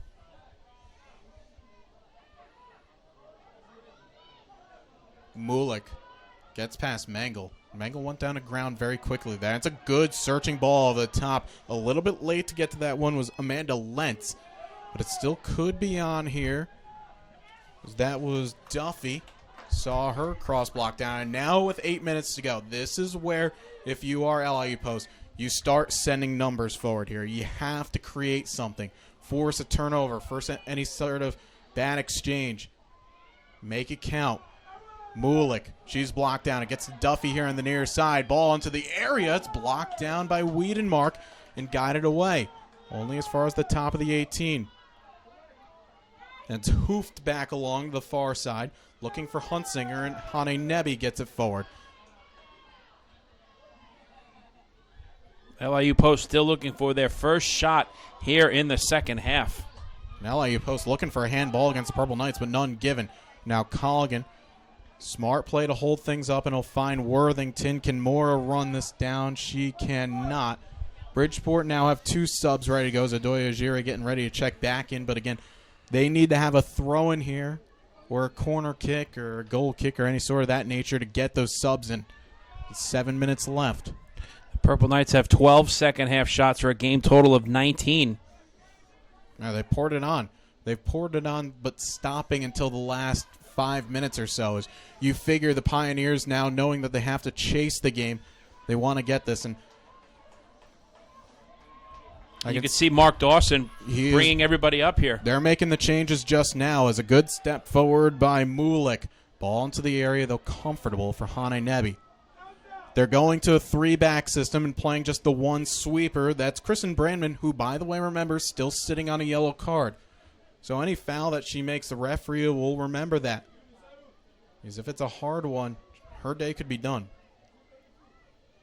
Colligan to the far side, and Lexi Daginaki, so the long run forward. It's a good idea to take this one into the corner. However, she loses that possession. I would have said it would have been a great idea for her to get there and earn her team a throw or corner, that to get the subs back in. really corner time, you think about 3 minutes to go. Because, again, there is no stoppage time in college soccer. That's a great step by Ariana Weingrad. In fact, she wins it to Daginakis on the far side. Colligan steps and wins it out. Able to keep it in for a moment. Found for Mora. Still Mora going. Great work by Bryhoff. Player still fighting for it. Player goes down. The referee points to the spot. Amanda Mora with all the strength shown right there. The senior out of Belo Horizonte gives Bridgeport an opportunity to find the second. Very close. And by the way, just before you said it, Nick Worthington takes the ball. She missed her first career penalty kick.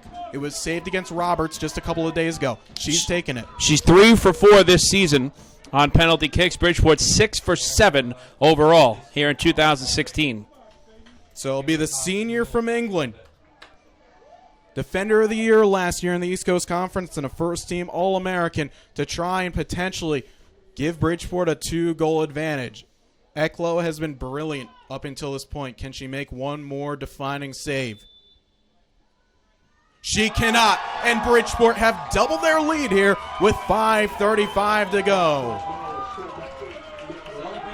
And a big mob in front of the Purple Knights benches. Bridgeport, this being their 5th consecutive ECC final. A winners 3 times, including last season. Know that they're just only a few moments away now from going back-to-back here in the Park City. Such a difficult decision for Eklo. She has to decide, do I go left or do I go right? She went to the right. Worthington knew right away where she was going, and she fired it right down the middle, and that's a huge insurance goal now for the Purple Knights with 5:35 to go in this match. They have a 2-goal lead. Subs here, Adoya Gire, as well as Amy Strath in, Colligan and Weingrad out. And you figure right now that their days are done here.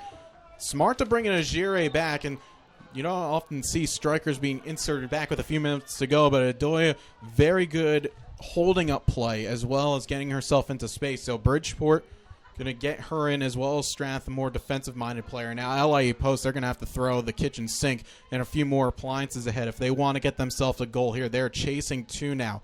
And again, that goal for Bridgeport, all credited to Amanda Mora drawing the penalty kick on the far side. It was a clear-cut, no doubt decision by our senior official referee in this one.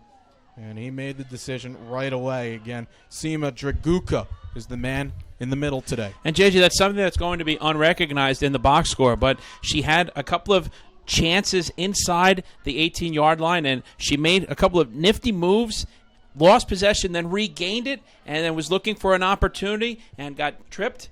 Penalty kick, insurance goal for the University of Bridgeport, Amanda Mora. Well, getting the job done. Amanda, 2 times now an ECC second team member. Last year only played in 14 games. She, in fact, missed this final. She was injured last season. This year in 18 contests has 5 goals. That one, again, as Mike said, it's not going to go into the box score, but it is going to be one that will be remembered. As Bridgeport now, again, they are 4-10 away from retaining the ECC title. They have won the ECC championship 3 times, the first in 2009. They've won twice in the last 3 seasons coming into this. They won it in 13. They lost it to Mercy in 14 on the road and then beat Roberts 4-0 in a straightforward decision last year. It hasn't been anything nearly to that, though Bridgeport, again, haven't allowed LIU Post a whole lot of chances going forward, and they've taken the chances that they've gotten. All season long, the focal point has been Agiri, a graduate student, Amanda Mora, forcing the penalty kick, a graduate student as well. This is where the leadership on the part of this Purple Knights roster is starting to show in the late stages of this match. Bridgeport now working it here at the near side. Can LIU Post at least find a consolation to make anything of it in the latter few minutes? Ball sliced into the area. It's cleared away as the referee said that there was no foul play on.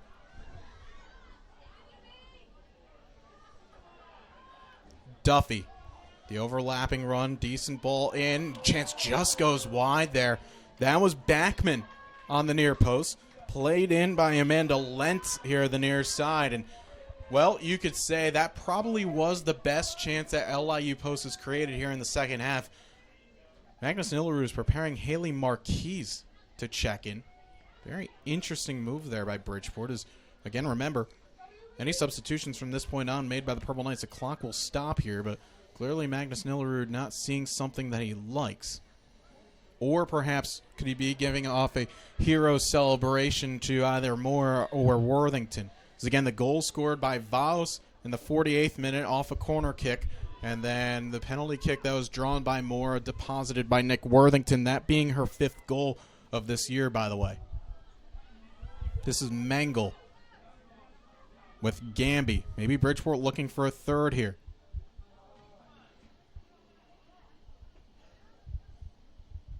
Daginakis, 1-2 touch.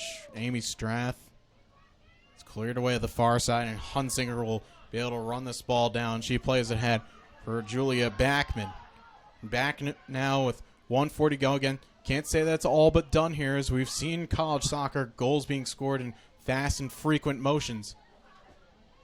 Bridgeport has to be on their heels and their toes at the same time. See this one out as Morrow fight to the near side, a coming together between her and Shannon, or excuse me, that would be Alexandra Danker. LIU Post earns the free kick, and Marquise will again continue to sit, and I think at this point for Haley Marquise, she may not see the field here. LIU Post, however, elect to take it very quickly. Agire. Again, if she doesn't score in the next 60 seconds or so, her goal-scoring streak might go to bed. Mora called off here. She puts that one in. Amanda Mora now, she's going to get carded. And a yellow card will be thrown to Amanda Mora. So, Amanda Mora, you can't say it's the Bobby Orr hat trick there of a goal, assist, and a fight, but you draw a yellow card and get a penalty. That's close enough for a good brace on the day. That'll be going, of course, for time wasting. Zajiri now has gotten herself in. The goalkeeper well off of her line, and Haley Ecklow. Good play there, standing her up. Remember, Ecklow last year, 15 games in the field. She was not the first nor the second goalkeeper. Caitlin Phillips was the number 2. Felicia Orderud was the number 1, but showing her field player status. And now Bridgeport can make that substitution with 23 seconds left. So this is an opportunity for Nick Worthington to get a hero's welcome or celebration off the field. She was the one that scored the penalty kick with about 5 minutes to go here. One of the most decorated players in University of Bridgeport women's soccer history exits stage left in a handshake from both Magnus Nillerud and Scott McBride, the head and associate head coach respectively, and it'll be a foul that goes against LIU Post, and that's going to just about do it here. Well, Mike, set pieces. Didn't think that we were going to see a lot of them. That would be the key factors. Bridgeport, a team that loves to run from the point of attack, but it was off a corner kick. Stephanie Viles heading one in from Nick Worthington, and Mora draws a penalty 5 minutes from time. Worthington puts it away, and the University of Bridgeport are your 2016 ECC champions of women's soccer. Mike Moore, some final thoughts from you. Well, congratulations to the University of Bridgeport Purple Knights and Magnus Nillerud. They have repeated as East Coast Conference women's soccer champions. And kudos as well goes out to the LIU Post Pioneers. No reason for them to hang their heads. They may be here next week, possibly looking for retribution against this same University of Bridgeport Purple Knights squad moving forward in the East Regionals. But a tremendous soccer match this afternoon, and, you know, it just shows again the level of success that the East Coast Conference has. They are a team, I should say a conference that is on the map here in NCAA Division II women's soccer. Well, there is no doubt about it. We'll step aside as Mike Moore will go down field side in a few minutes to have some post-match interviews and also the trophy presentation as well. But that's going to do it for us here. Stay tuned for all those interviews. But again, it's Bridgeport 2, LIU Post 0. The University of Bridgeport Purple Knights are your 2016 ECC Women's Soccer Champions. For everyone here, my name is JJ Duke signing off. But again, stay tuned for a few moments as we'll have your trophy presentation as well as post-match interviews.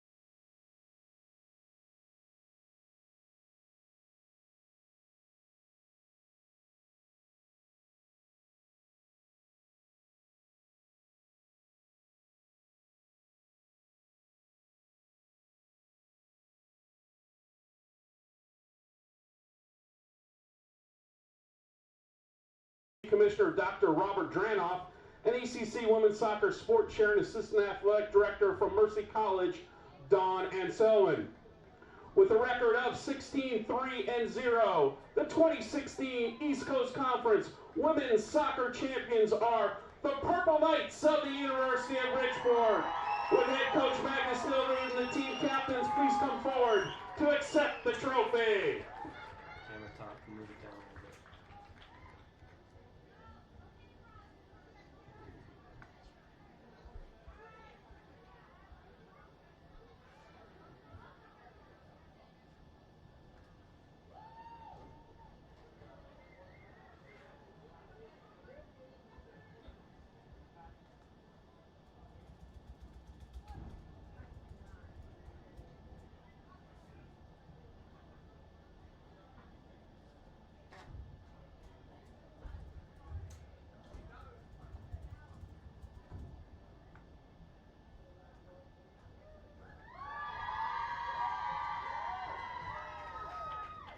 And fans, once again, please turn your attention to midfield for the presentation of the most outstanding player of the 2016 ECC Women's Soccer Championship Tournament trophy.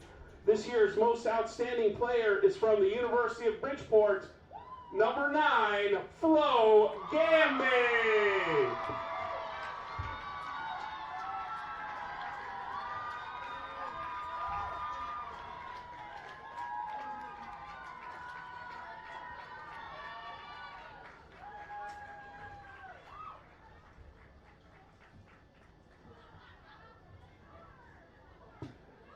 And that wraps up the trophy presentation. Ladies and gentlemen, once again, thanks for coming out.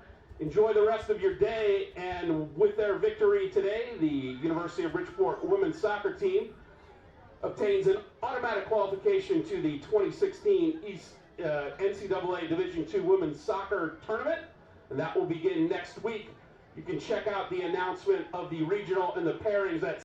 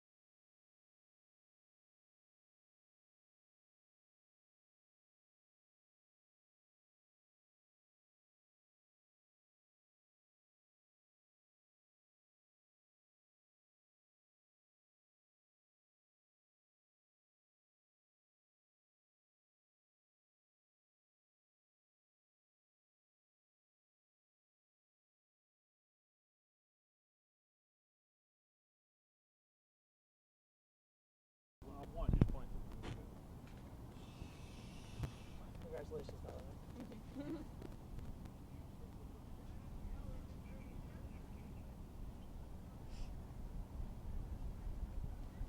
Mike Moore back here from Knights Field as the University of Bridgeport Purple Knights have repeated and are the 2016 East Coast Conference Women's Soccer Champions. I'm pleased to be joined at this time by the most outstanding player of the tournament from the University of Bridgeport, Flo Gamby. Flo, first of all, congratulations on the victory. Thank you. Flo, a 2-0 victory here for the Purple Knights this afternoon. Just take us through that first goal off of the corner kick that gave your team the lead in the second half early on. Well, it was whipped in by Nick Weatherton, and then it was heading back post, and Steph Verhoss was running in back post. She headed it down, it bounced on the ground, and then it went underneath the goalie's arms, straight into the back of the net. Your team has had so much success at home this season. You had another tremendous crowd here at Knights Field this afternoon. What's the feeling like to play in front of such a raucous crowd each and every game here at the University of Bridgeport? It's amazing to feel like everyone is behind us each time, and more there's more crowd coming each time, and it just makes the atmosphere so much better and makes us want to play even more, just to show people what we're doing. And you talk about the exciting atmosphere. You're one of the senior leaders on this roster. Tell us what it has been like to be a member of this University of Bridgeport Purple Knights women's soccer team over your career? And moving forward, how excited are you about the regional tournament taking place next week? For me here at University of Bridgeport, it's been a great experience. I've loved every minute. Unfortunately, it's coming to the end. I don't want it to come to the end. I want to carry on, but my time here and next stage we're looking forward to. We've got a week now to prepare and drive on forward. And you talk about your career coming to an end. It's not at the end just yet. Hopefully you have many more games moving forward. Finally, I know you have a lot of family and friends watching back at home. Is there anybody in particular that you'd like to say hello to right now? I just want to say hello to the Gamby family at home. That's all. Flo, thank you so much for joining us. Congratulations and best of luck moving forward. Thank you. That was Flo Gamby, the 2016 Most Outstanding Player. And now we'll bring in head coach Magnus Nilrud. Magnus?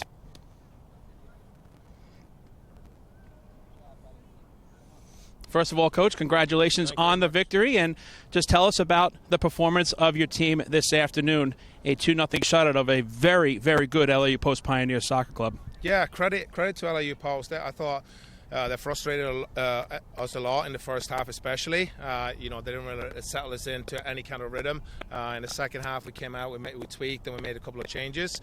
And I think it kind of kick-started from there. But it was a very, very tough opponent today. Especially here at home, in past games, you've had success getting on the board early. So after 45 minutes with the score remaining 0-0, was there any specific message in the locker room coming out for the second half of play? Because then you got the early goal and kind of took control from there.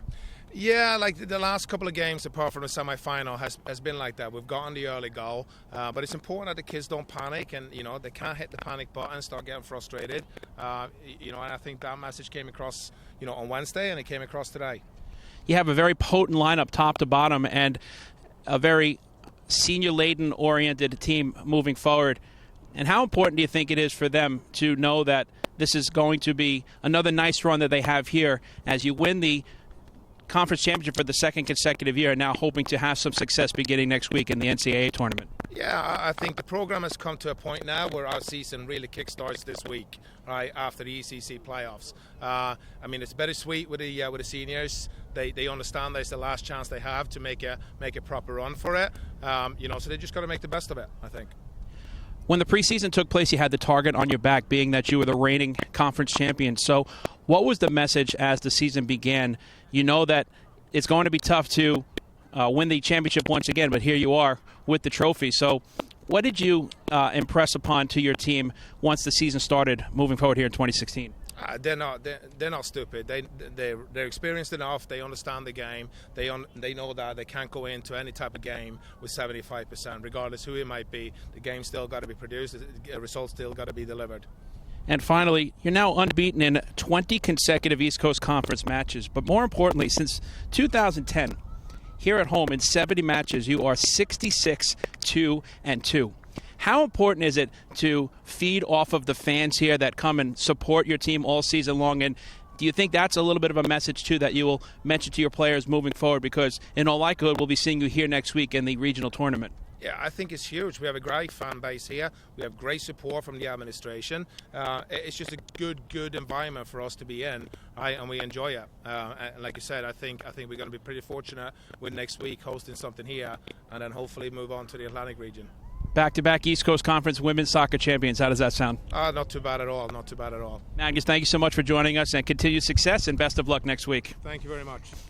A class act, as always. That's Magnus Nilrud, the head coach of the University of Bridgeport Purple Knights women's soccer team. They repeat as champions here in the East Coast Conference in 2016 with a 2-0 shutout victory over the LIU Post Pioneers. Congratulations to the Pioneers as well. In all likelihood, they will hear their name next week when the announcements are made for the NCAA Women's East Regional Soccer Tournament. A terrific job, as always, by everyone here at the University of Bridgeport. Thanks to Anthony Vitti, Chuck Sadowski, Jamal White, and everybody at the East Coast Conference doing a fantastic job as well. Commissioner Dr. Bob Dranoff, and also Casey Rafferty, Melissa Riley. Fantastic. It was a wonderful afternoon of fun-filled soccer. We continue it tomorrow. LIU Post hosts Malloy College in the men's championship soccer match. over at LIU Post tomorrow afternoon. But for today, the hardware stays here at the University of Bridgeport. The Purple Knights are the 2016 East Coast Conference Women's Soccer Champions. For my broadcast partner, JJ Duke, and the rest of our entire crew, I'm Mike Moore saying thanks so much for watching. Enjoy the rest of your Friday evening. Have a great weekend. The University of Bridgeport Purple Knights are the 2016 East Coast Conference Women's Soccer Champions, as we say so long from the Park City.